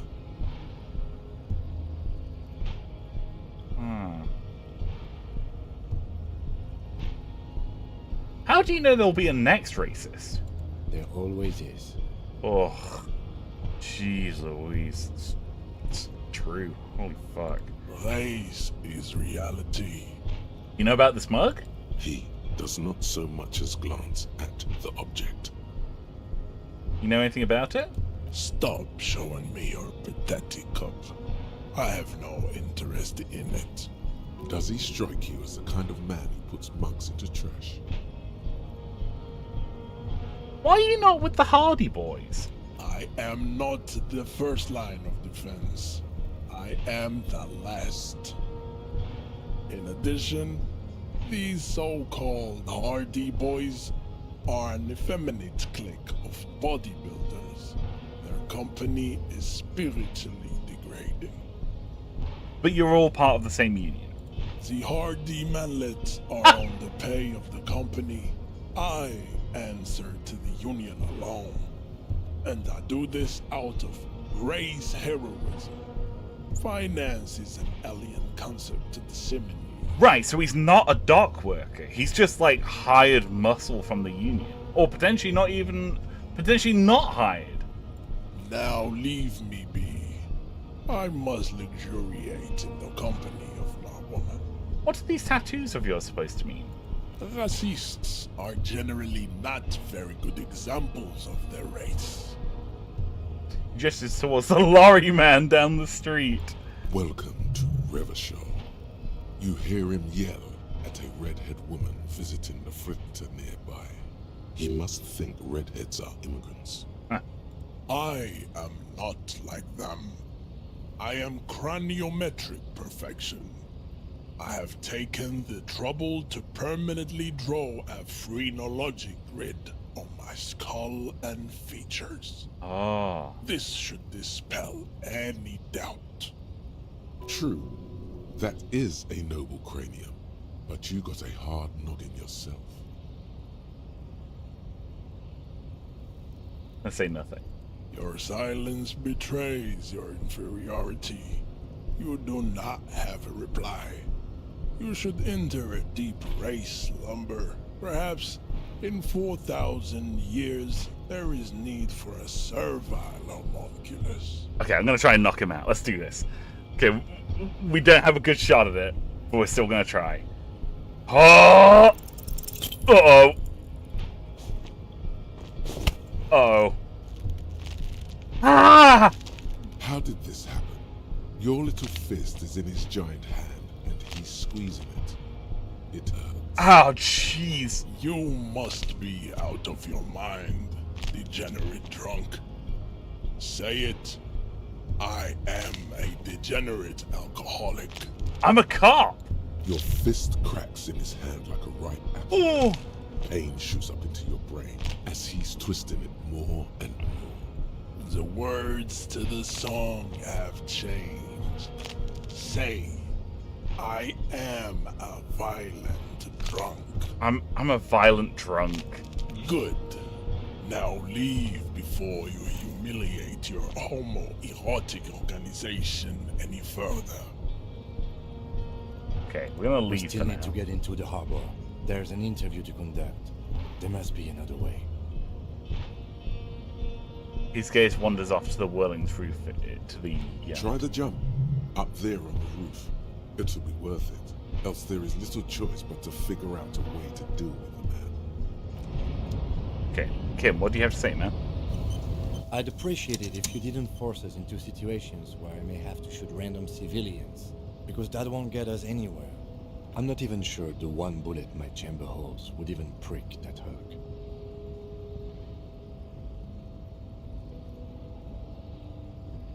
But I was fighting bad, unsavory ideologies. I'm a hero. We are not here on some political quest. We are here to solve a crime. Don't make the situation any more volatile than it already is. Kim must be loving it. The ass-kicking part, not the racist, homophobic stuff. True. But he's the one trying to provoke me. And you're just going to let him manipulate you like that? Okay, I was trying to assert my dominance over him. We are not here on some political quest. We are here to solve a crime. Don't make the situation any more volatile than it already is. Okay, I can't promise that. I might need to attack him again. The lieutenant groans, but doesn't say anything. That's right. You should do it again. It's the last thing you'll be expecting. It's true. We're gonna heal up. Hi there, Measurehead. Your race descent has only worsened since I last saw you. You have really let yourself go. We got this. We got this. Volition says to do it again. We got this. Oh god, oh no, oh no, oh no. Oh, Kim's reaching for his gun. It has happened again. The Titan has your fist locked in his hand, and he's twisting it. Another fit of criminal rage. Who are you, in your own words? I'm a degenerate alcoholic. Let me go, please. Good. Now go before you enter cardiac arrest. Please, stop doing this. You are making us look bad. Kim! You meant to have my back, bro. Okay, we're gonna give this one more go. We're gonna put a point into physical instrument. We're gonna put 2 points into physical instrument. No. We're gonna put 1 point in. We're gonna give it another shot. Your race descent has only worsened since I last saw you. He's not gonna expect it a third time. We got this. We got this. Yeah. Yeah. Yes! Just like that, instinct took over. A solid strike straight into his throat, into the cartilage. You could swear you felt the soft palate break. The man is reeling, gasping for air. Time stands still around you. In the distance, the sounds of the harbour are falling silent. All you hear is a small gurgling sound as a trickle of blood appears on the man's lip. Ooh. Now's the time for a spin kick. Spin kick? Not the 1-2, not the 1-3-60. He expects the 1-2, not the 1-3-60. No, don't be a fucking ballerina. Rip into him. Right hook. Get intimate with him. Bring the hurt closer. I mean, a spin kick would be very, very funny. Wait, what should I do? Don't wait. You've only got a millisecond. He's coming to. Time is breaking loose from the stupor. His left hand curls up into a fist. That fighting pose. Watch out. He's expecting the hook. He's expecting her. Okay, we gotta kick him. We're not gonna punch him. We're gonna do a spin kick. Let's do this.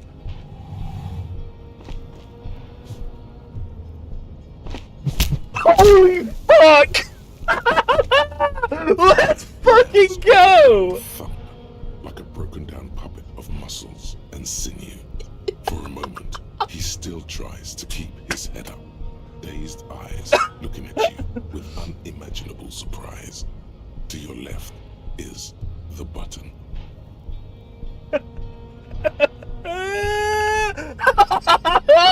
That fucks so hard! Holy fuck! Disco Inferno, baby! As you slam your fist on the button, the man collapses into Holy shit! head, rolling to the side. I didn't think you could actually beat him. I kind of thought that even if he passed the check that something else would happen. I didn't think you'd actually kick him in the head. Holy fuck! We spin kicked him! We spin kicked him! Holy fuck! This game's the best! This is the best game ever made! Holy fuck! Oh! The animation was incredible! Looks like you're the new Measurehead now. I don't want to be Measurehead! He's Measurehead! He's still measuring his head! There wasn't even a roll for the spin. It just came naturally. Yeah, Savoir Faire just took over and just dealt that damage. No one is the new Measurehead. Let's go before he gets up. Holy shit. I feel like I need a cigarette after that. Holy fuck, we did it. Let's go. We pressed the button. Can we get through the door now? Yes, we did it. Diego says I had to learn his racist theory to get into the harbour. Interesting. I jumped in last time. I couldn't beat him. Holy shit. We did it. Like my character, my previous character had one intelligence, like one intellect. Like I couldn't get down with his racism. I was just too smooth-brained to do it. Holy fuck, that rocks. We did it. A giant ass print on the pillow and pattern of coffee rings on the armrest. The radio is emitting strange buzzing noises. Literally too stupid to be racist. It's true. The one is habitually chilling next to this radio. Nice. What's this? Is it a telephone? An imposing combination of a punch clock and a payphone is looking down at you from the wall. A note on the side says, "Tokens unavailable due to strike. Use change." Let's use this phone. The machine swallows your coin and seems to be waiting for your next move. Interfacing challenge. Let your muscle memory dial a random number. Your fingers run over the dial pad. 005. That's the dialing code for Revachol. 4952. And a moment of hesitation before entering the final numbers. 993. Calling. I've never seen this before. Calling. Still calling. Then. Video Revachol, 24-hour video rental. We rent 8 and 10mm film for home use. This is Lamy. How may I help you? Video Revachol. The voice of a youngster on the other end sounds as enthusiastic as that of a man walking towards the gallows. What is this place? Video Revachol is a 24-hour video rental. We rent 8 and 10mm film for home use. This is Lamy. No, then what's this place to me? Sir, I don't know.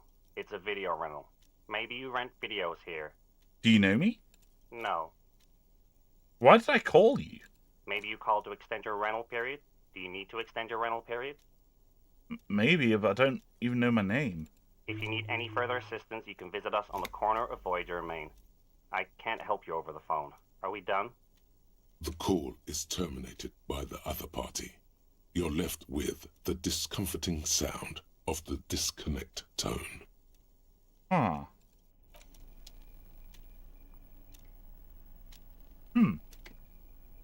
Rental store. Why do we have a video rental store like stuck up in here? Like we don't remember anything, but we remember the phone number for a video rental store. What's this? La Fumée, Volume 1, Number 4. The book.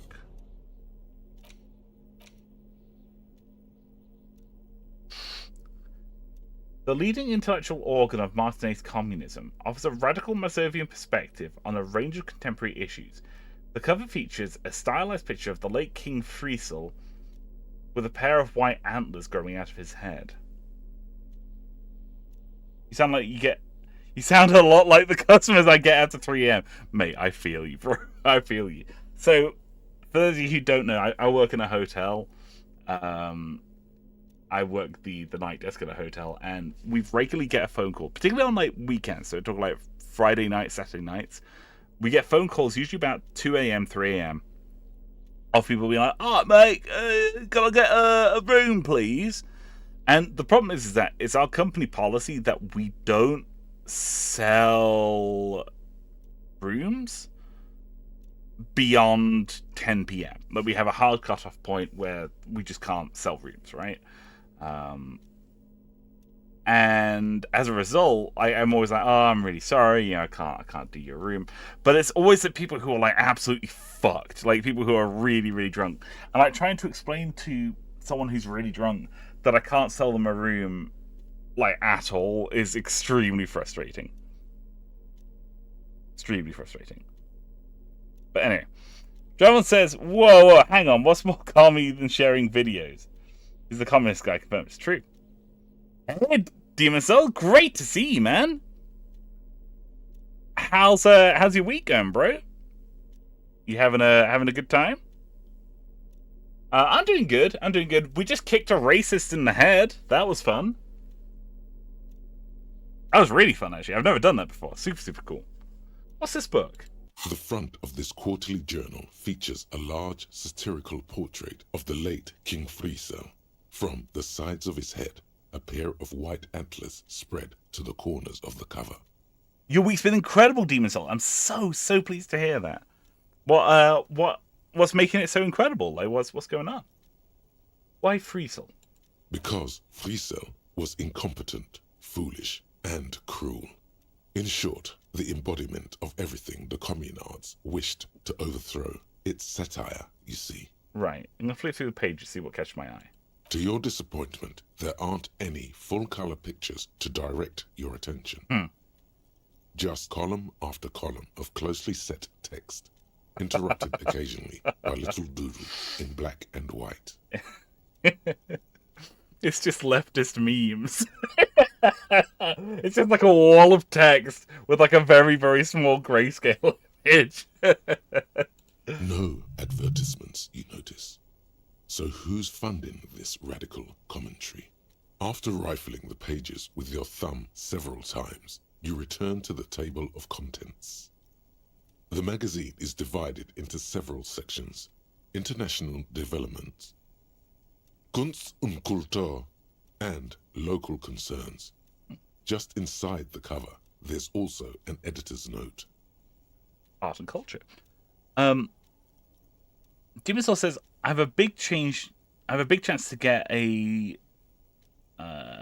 stage idea into my favorite game. That's really cool. With credits too. That would be amazing. Oh yeah, I think I remember you talk about that on the Video Dojo Hub, I think. Yeah, I remember that. And a collab between two games I also like happened and it's peaked. That's really cool, man. That's really, really cool. I'm so happy to hear that. Yeah, I talked about it a bit. Yeah. That's super cool. Super cool. Let's read the editor's note. Comrade, as you know, this journal takes its name from Mazov's immortal expression, du cristal à la fumée. This was his way of describing the way the rigid, crystalline structures of capitalist ideology turn to smoke under communism. Hey, must see how's my week been? My week's been good, thank you. My week's been good. It's my first week back after being on holiday for a week. I've just finished it, so I'm off. Like, I have Tuesday nights and Wednesday nights off work, but I'm back in tomorrow afternoon, weirdly. I usually work night shift, but for the next 2 nights I'm working afternoon shift. And it's voting day tomorrow, so it's been a big week for like UK politics, because it's election day tomorrow. So I need to get out sometime tomorrow afternoon before work to go vote. I then need to scramble on into work, you know. So that's a big thing that's happening. That's the big thing that's happening this week. It's gonna be nice. I think from the way the polls are going, it's looking like we're gonna have a change of government. Like we're gonna have a different party, and but we'll see. We'll see what happens. Anyway, let's continue. Speaking of politics, let's play some more Disco Elysium. But like the structures of capitalist ideology, we too are at risk of going à la fumée. Unlike many publications which are content to spoon-feed their readers reassuring drivel, La Fumée is committed to telling the radical truth, even when that truth may drive away potential subscribers. Okay. Only 4 issues in, and it sounds like they've already alienated their readership. Perhaps they've overestimated the market demand for this kind of commentary. Yeah. So please, if you value our radical Mazovian perspective on contemporary politics, culture, and international affairs. Please consider subscribing today. Yours in struggle, the editors. Whisper. I think this is a communist magazine. What do you expect? It was laying around the office of the Debarders Union. They're probably bankrolling the thing. Oh, that makes sense. You flip back to the front of the magazine. The table of contents unfolds before you. I want to catch up on international developments. This section includes a long, tedious critique of the latest round of free trade negotiations between the EPIS nations and the Free State of Semenine. You also skip over an article about heavy fuel oil smuggling along the Messina border, something about bear wrestling in Samara, book riots in Yugograd. Face it, you really aren't interested in foreign affairs. You're not even sure where most of these countries are. You flip back to the front of the magazine. The table of contents unfolds before you. What is Kunst und Kultur? It takes a moment, but gradually it dawns on you that Kunst und Kultur must mean arts and culture. It does. Why they decided to title this one section in Volda is beyond you. Obviously because it's cool to drop random phrases in foreign languages. As you leaf through this section, you come across several reviews of recent radio plays, as well as a brief artist spotlight featuring a local artist identified only as CS. CS? The main feature, though, is a long essay titled Tip Top Tourney, a critical Mazovian perspective. Oh, CS! Cindy the Skull! With the profile of Cindy of CS. This so-called artist spotlight is really just a brief Q&A, made all the briefer by the subject's evident hostility to her interviewer. Yeah. Yeah, Cindy the Skull. That's really cool. Hey, welcome back, Demon Soul. Just for a moment, what is this tip-top tourney? The actual article is surprisingly light on details, but after skimming a page or two, you gather that it has something to do with motor carriage racing. What's this game about? It's a detective game. So we're a cop who's woken up with amnesia to discover that we were sent to this town to solve a murder. So that's what we're in town for. But while we're here, we're figuring out a lot about the world because we have total amnesia. We remember nothing about ourselves or about the world itself. So we're also trying to piece together the world itself, you know? So that's what we're doing.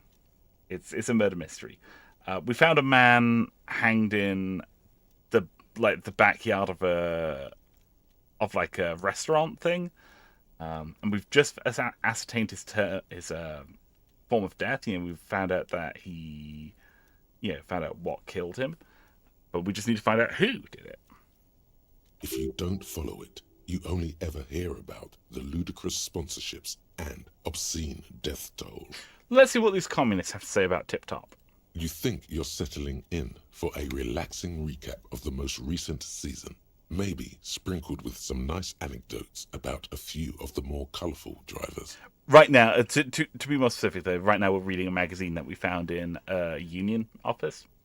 Instead, you find yourself skimming a 10,000-word feature about all the politically problematic aspects of Tip Top Tourney. Oh, Jesus. 10,000 word? What's wrong with Tip Top? Where to even start? For one, there's the crass commercialism of its sponsorships, and then there's the practically criminal emphasis on deadly motor crashes. Hang on, who wrote this stuff? Oddly enough, this article has 2 bylines: Nasteb Encolada Bernal and Exilus Buka. There's no way those are real names. Wait, why aren't they real names? Have you ever met anyone named Exilus? Huh. Come on, they're plainly pseudonyms. Thank you, conceptualization. What's so bad about sponsorships? Under capitalism, the article says, every pursuit has its price. Every pleasure, even one as elemental as the joy of racing others around a track, is reduced to an advertising opportunity. Right. Thus, the so-called tourney becomes a competition between increasingly meaningless brand signifiers Your discount laundry detergent racing against a pack of Astra cigarettes, or even a fritter. Right. Then you can get... Sorry. Right, but then you get to see them crash. And that precisely is what's problematic about it. Okay. Were it not for the promise of random, spectacular violence, audiences would quickly lose interest. Right. At the end of the day, it's the destruction of these 750,000 real races that you're really watching for. No, I'm pretty sure I like it for the racing, though. Sure, you think that, but subconsciously, it's the visions of brand names being engulfed in flames that you crave. Right, I see. So the book saying that the reason why you watch is because you like to see things burn. Let's see capitalism burn. Gotcha. This flimsy magazine is right. Deep down, you know the only true stakes are life and glory, or death by fiery dismemberment. I guess I've never really thought about it that much. That's because you haven't been reading critically. But don't worry. The whole point of these sorts of articles is to let someone else read critically for you. Right. Kim, this article says that no one really watches Tip Top Tony for the races. Oh, come on. Can this article read your mind? It seems to think so. A certain kind of young man reads 1 or 2 books and suddenly thinks he understands the secret structures of reality. If I had to wager, I'd say they've never even seen the inside of a motor, much less a motor race. I take whatever they write with a large grain of salt. Yeah. You flip back to the front of the magazine. The table of contents unfolds before you. Let's see what they mean by local concerns. Unsurprisingly, much of this section is taken up with articles declaring unqualified support for the dock workers' strike. You skim the headlines. Paint the harbour red and white. Martinez tames the wild pines. A city in revolt. First we take Martinez, then we take La Delta. Right. Finally, there's a brief article by the writer, G. Martin, accusing the owner of the Capeside Apartments of illegally attempting to evict certain communist tenants simply for not having paid their rent.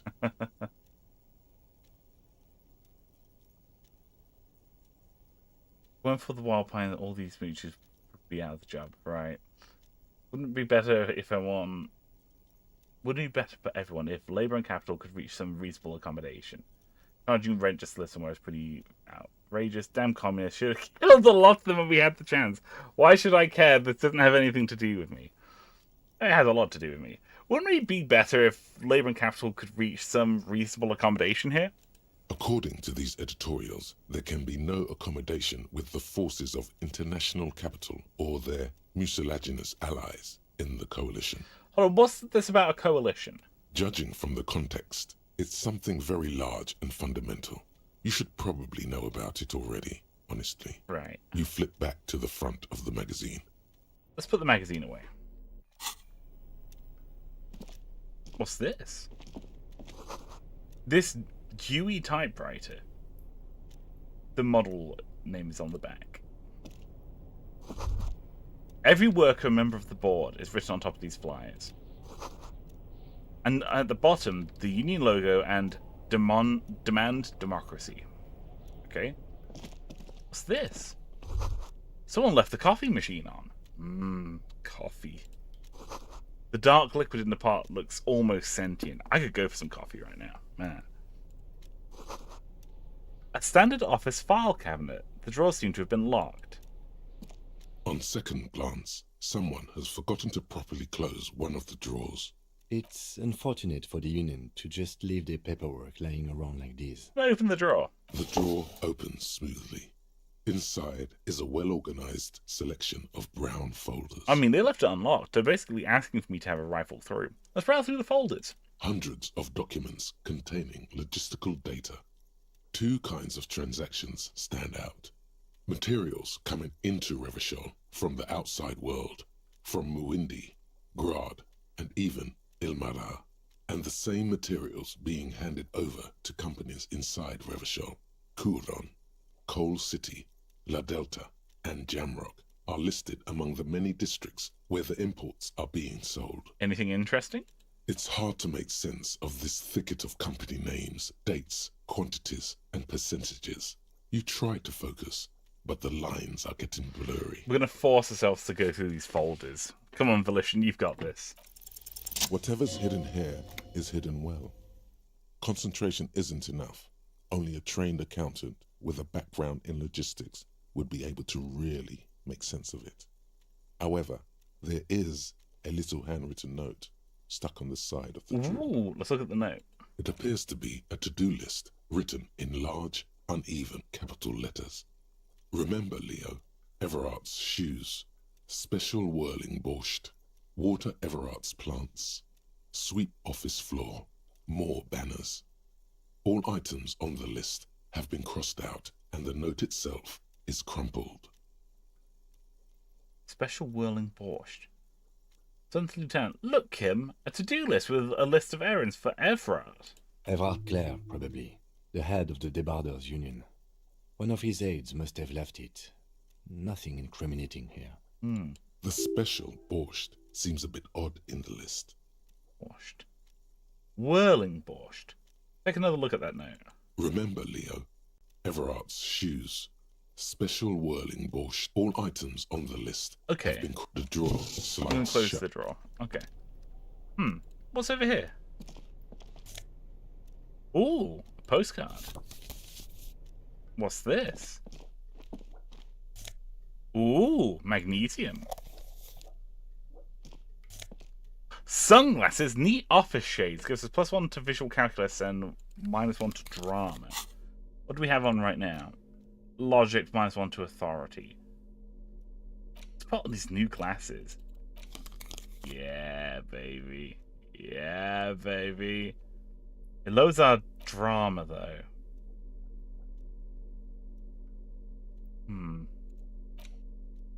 Means that we're going to be harder for us to see if someone's lying. Okay, let's keep on the flip-up shades. Let's go investigate the whirling real quick. The door is locked and cannot be opened from the side without a passcard. Because you have no choice but to talk to the union leader. Right!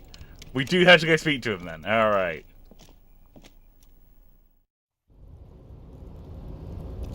Hey! It's my cloak! The tarpaulin cloak is still hanging on the railing. The white rectangle of the Revachol Citizens Militia is clearly visible on its back. Let's grab the cloak. As your fingers touch the tarpaulin, it almost feels like the cloak wants to deliver a message of comfort through your fingertips. That could be any cop's cloak. That's true. Probably ours, though. Let's check this bad boy out. Look at this! RCM patrol cloak. A police cloak made from heavy tarpaulin. It would be nigh wind and waterproof if it weren't for 3 bullet holes scattered on the surface. The signature white rectangle of the RCM covers the garment's back. This gives us +1 to esprit de corps, +1 to shivers, taking back the streets and know thy neighborhood. Oh, that looks badass, man! I mean, it doesn't look badass. We look so washed up. Let's roll. What's this? Collecting rainwater. Nice.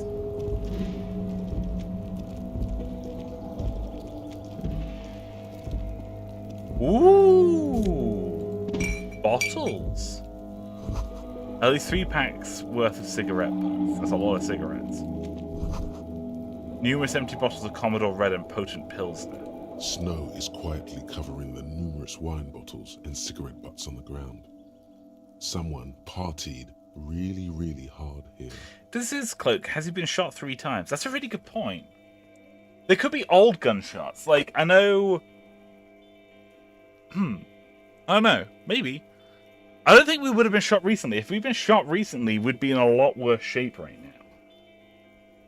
That wouldn't explain why we are the way we are. It could be from the past. It could be like an old raincoat. I'm not sure. Someone partied really hard out here. Wait, how hard?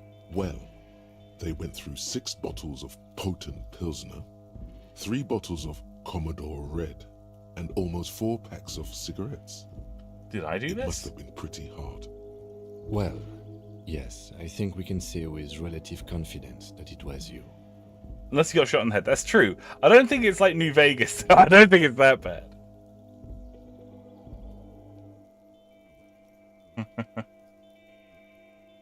This is really sad. I must have been fucking miserable. Yes, this scene isn't exactly ripping with joy. Let's just move on. Ain't that a kick in the head? Ooh, bottles. Ooh. Ooh. Ooh. Ooh. Ooh. Ooh. Ooh. Ooh. Ooh. Ooh. We're gonna recycle this one. Yeah, fat stacks, bro. Fat stack. Alright, what's in here? This is the night watchman's booth. The name on the door reads René Arnaud. So this is where Renee works. I'm gonna look around. If you must. But please hurry. We are pretty easy to spot up here. Nothing incriminating catches your eye. The cabinets are clean and their sparse contents meticulously organized. There's a framed photograph on the table. Oh shit, we can recycle this for mad book money. We totally can. Renee is the old like soldier, the guy in like the almost like the Napoleonic uniform. Looks like the inhabitant is rather pedantic when it comes to order. Let's take the picture. It's a black and white photo of a young couple out in a street fair. The man, René, is dressed in a Royal Carabiniers uniform. The girl is young and very pretty. She is smiling playfully at the camera. Aww. Why did you take that picture of René? I'm gonna ask him about it. You're really interested in that old soldier. Not sure I understand your fascination, but sure. As long as it doesn't take up a whole lot of time. Let's have a look at this thing. Items. Oh, look at that. That's nice. Black and white photo of a couple posing in front of a Ferris wheel. This girl is young and pretty. The man, clad in a fancy uniform, is smiling. On the back is a very steady hand was written the words Reverchol Fair, Summer of 91. Aww, that's sweet. So, old Renee once was in love. That's really sweet. What's this? All around you, great machines in Quations? What's this? The white pine trees are printed onto the screen covering. Looks like a forest under snow. Ah, that's really cool. Wild pines, right, gotcha.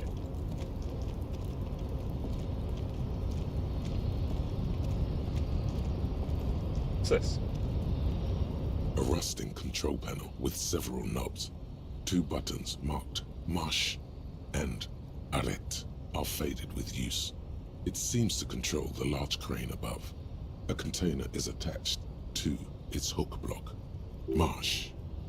On. Arrête. Off. On. With a loud grind, the crane shifts overhead, moving a massive metal container through the air. Okay.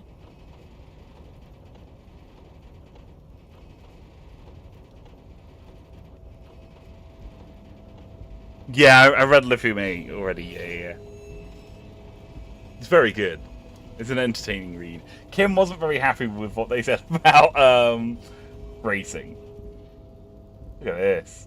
And with a surprisingly quiet thunk, the crane places the container down. The harbour sleeps as the strike rages in the distance. The crane can rest again, now that its purpose has been fulfilled. Its purpose? What do you mean? Moving this container, of course. For this purpose it was built. For this purpose it has acted. And now it will rest. I can't see how that was worth the ruckus. Except for seeing the crane in action, which I admit was satisfying. Yeah, I do like the crane movement. Okay, let's continue up here. Ooh, what's this? You see faded industrial lettering on this platform. Kvalsund. Kvalsund. What's this? Ooh, Measurehead. What's this? Ooh, money. I was expecting an incredibly lengthy tangent and/or about a conversation about cranes. Maybe so. Maybe we just have the skill for it. What's this? Before you stands a cargo container, just one of many in the yard. Lieutenant, I think there's something special about this container. Is this like your thing with that wall again? Maybe. I can't tell. I think we should investigate further. You do? Because I don't. What? Why not? Kim, don't shut me down, man. Come on. There are a million containers here. Why are you fixating on this one? It was just hanging from the crane, man. You just picked one out because you wanted to interact with a cargo container. It's true. We're not here to interact with containers. We are here to interview the Union boss. Yeah, I know. I'm gonna knock on the door real quick. No reply. The knock produces a hollow ring of metal. Doesn't sound like there's anything inside the container. Okay, so it's probably empty. I'm gonna open the door. You attempt to turn the handle, to no avail. The doors seem to be mechanically locked. Right. To your left, the lieutenant considers your actions with some puzzlement. Rhetoric? Persuade the door. Persuade the door to open. Been in the world for 2 days. We got a 3% chance of opening that. That's gonna be 2 nat 6s. And we gotta try. Okay, I'm gonna rub my hands together. Alright. Open sesame! Why are you even trying to open a door with rhetoric? Because getting physical wasn't an option. Because what wasn't an option? Oh, we said it out loud! Use my body over wits. Now is not the time to get philosophical, detective. You can do that after hours. No, I want to know what's in there, though.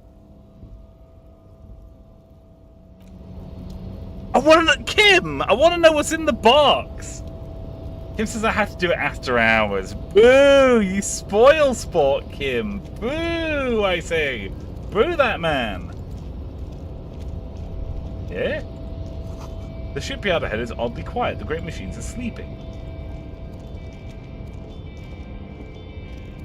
BRB Googling what's in the crates. It might be spoilers. You never know. Maybe the murderer's in there. I don't know. Ooh, money. What's this? The speaker? The speaker tower is silent. There's no work to organize in the yard below. What's this? The musk of oil and rust comes from the chasm in front of you. It smells like blood. Ugh. What's this? Balm Ultralight Series gloves. We got some more sportswear! Gives us half-light, unfiltered contact. For ultimate performance efficiency, these Balm Ultra Series gloves come fingerless and with grippy padding covering the palms, making for ideal quadrupedal movement or for lifting cargo. Yeah, probably that one. Oh, that's badass! I mean, I do like the gardening gloves, but yeah, that's cool. Holy shit. Very nice. What's this? Ooh, money. What's this? Industrial-sized thermos. Smells like burnt coffee. What's this? Ooh, money.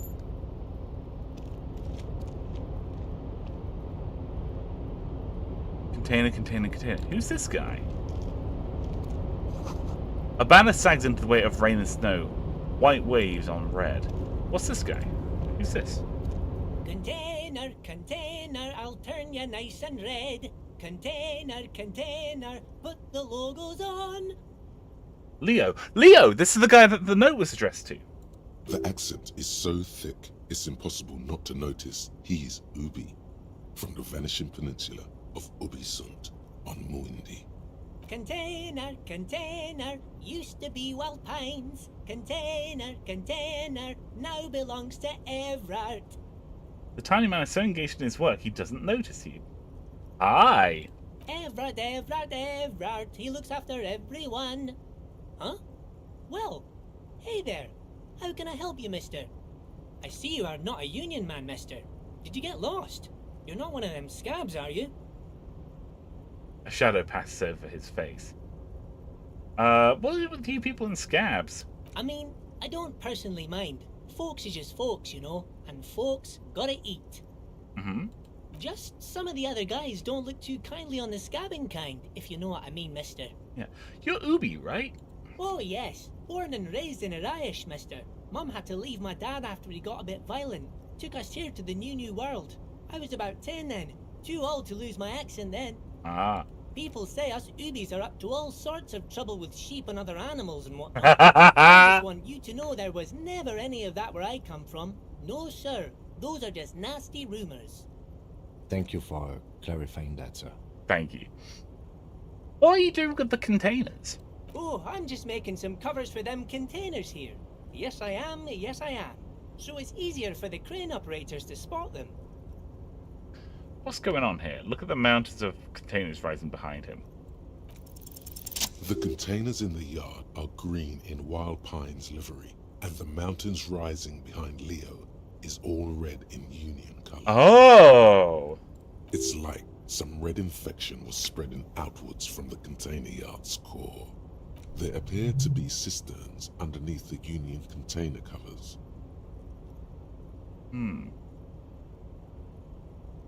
This looks like a massive redecorating operation, Kim.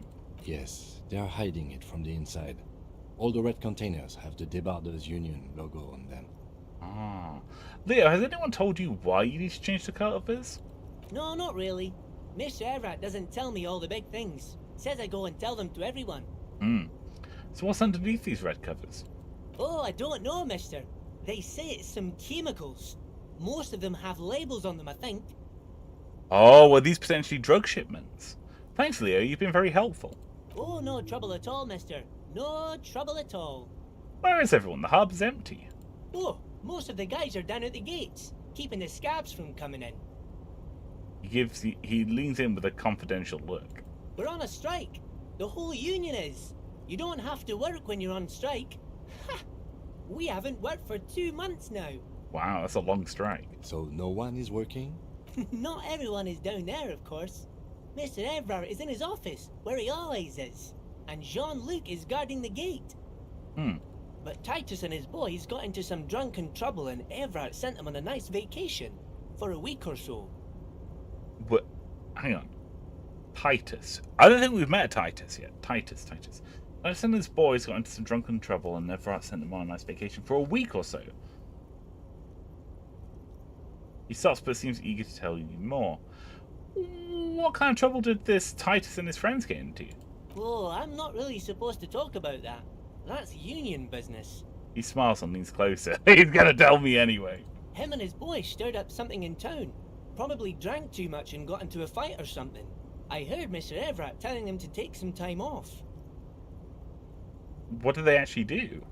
I guess the boys got a bit too rowdy and had to let out some steam. I don't really know the details. That's just how boys are, you know.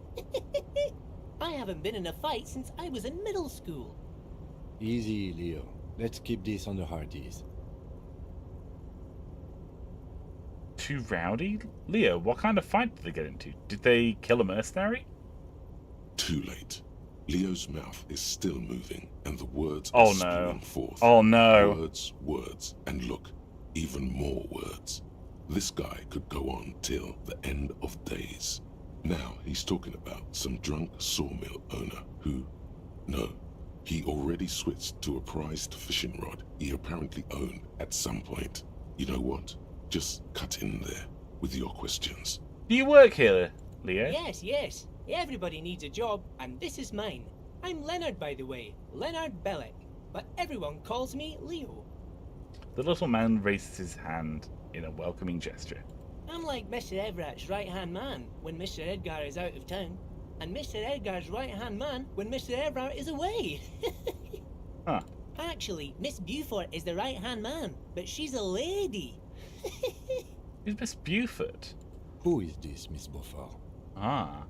A real pretty lady with a skin like those Douai Sucre candy bars my missus likes so much. Them are real nice to suckle on once the dinner is done and me and the missus sit down beside the radio.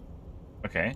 But I can't listen to the radio all the time. There's so much to do around here, and I'm always busy keeping things running here. Yes, I am. Yes, I am. Stay on this Miss Beaufort topic. Hold on. Who's this Miss Buford you mentioned? Oh, Lizzie. She is a real sharp tool. Mr. Evrart put her through some fancy school and everything, east of the river.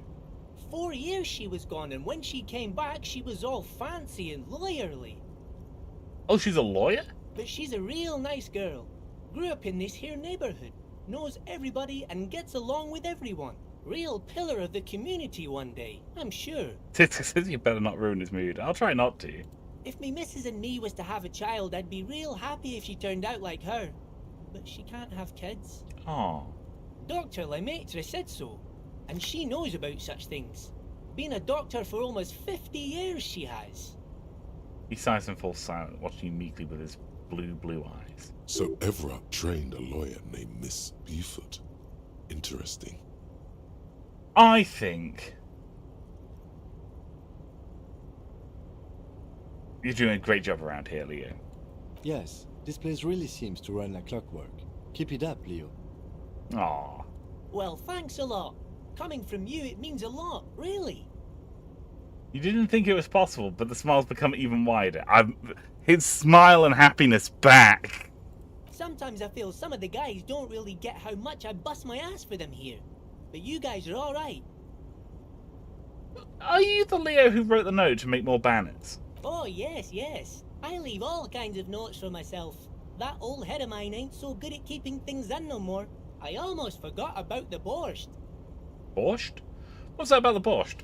Oh, yes. I've been taking special whirling borscht to the men every day since the strike started. It's very, very good. Makes a man feel so warm and happy. I feel like I could take on Mr. Renadan's boar dogs every time the lunch is done. What do you mean? What do you mean by taking this soup to the men? Is it for the striking? Yes. I'm taking it to them. The borscht keeps them happy and in fighting spirits. Makes you all warm inside. They brew it in the whirling in rags. Hold up, who makes this at the whirling? Oh, the whirling's cook. He makes it.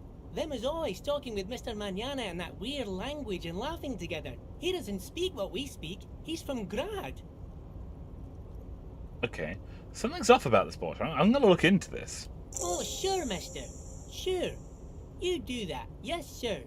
He didn't actually understand what you meant, and now he's just nodding along. That's very funny. What's in the container over there? Oh, that one. That should be empty as far as I know. Lots of containers here have nothing in them. They're just waiting to be loaded up. Told you. No, it's gotta have something in it, Kim. Everything's in something. I'm looking for the leader of the Dock Workers Union. Oh, you want Mr. Evrart then? He's an awfully nice fellow, he is. Him and his brother are both nice fellows. They've lived their entire lives in this here neighborhood. Guys like Mr. Evrart and Mr. Edgar, his brother, are real good guys. Made Martinez what it is today. Mr. Evrart and Mr. Edgar and I went to the same school we did when we were boys. Easy now, Leo. I just want to know where I can find this man. Oh, Mr. Evrart is where he always is. In his office, of course. He points to the 2 joint containers on your right. Okay, thank you, Leo. I'm off. Bye-bye now. What a nice man.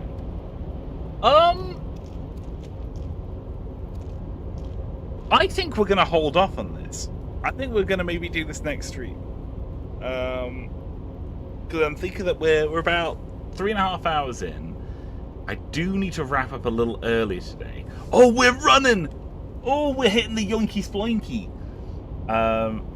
Yeah, I think we're going to wrap up here.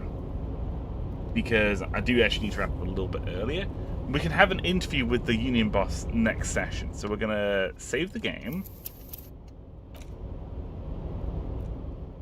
And yeah, we're going to come back to this. So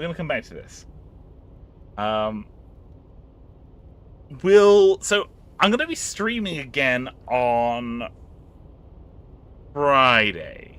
I'm not going to be streaming tomorrow, but I'm going to stream again on Friday. Like I say, I'm working the afternoon shift for 2 shifts this week. While I probably won't be able to do something tomorrow, I'm thinking of streaming something on Friday night. Like, I'm going to go to work and then come back and then stream when I get back home. Because I've got a lot of time. Because I've got about, 30 hours between shifts. So I have plenty of time to stream, have a bit of downtime, just relax. So we'll probably be picking up again on Friday. Yeah, I think that's what we're going to do. Alright, folks. Thank you all so much for watching. If indeed you still are. I know you all have plenty of things that you could be doing with your Wednesday nights, and I am eternally touched that you decided to spend it here today. Thank you all so much for watching. We'll be back again bright and early on Friday evening. Okay? Okay. Nighty-night, everyone. Bye-bye.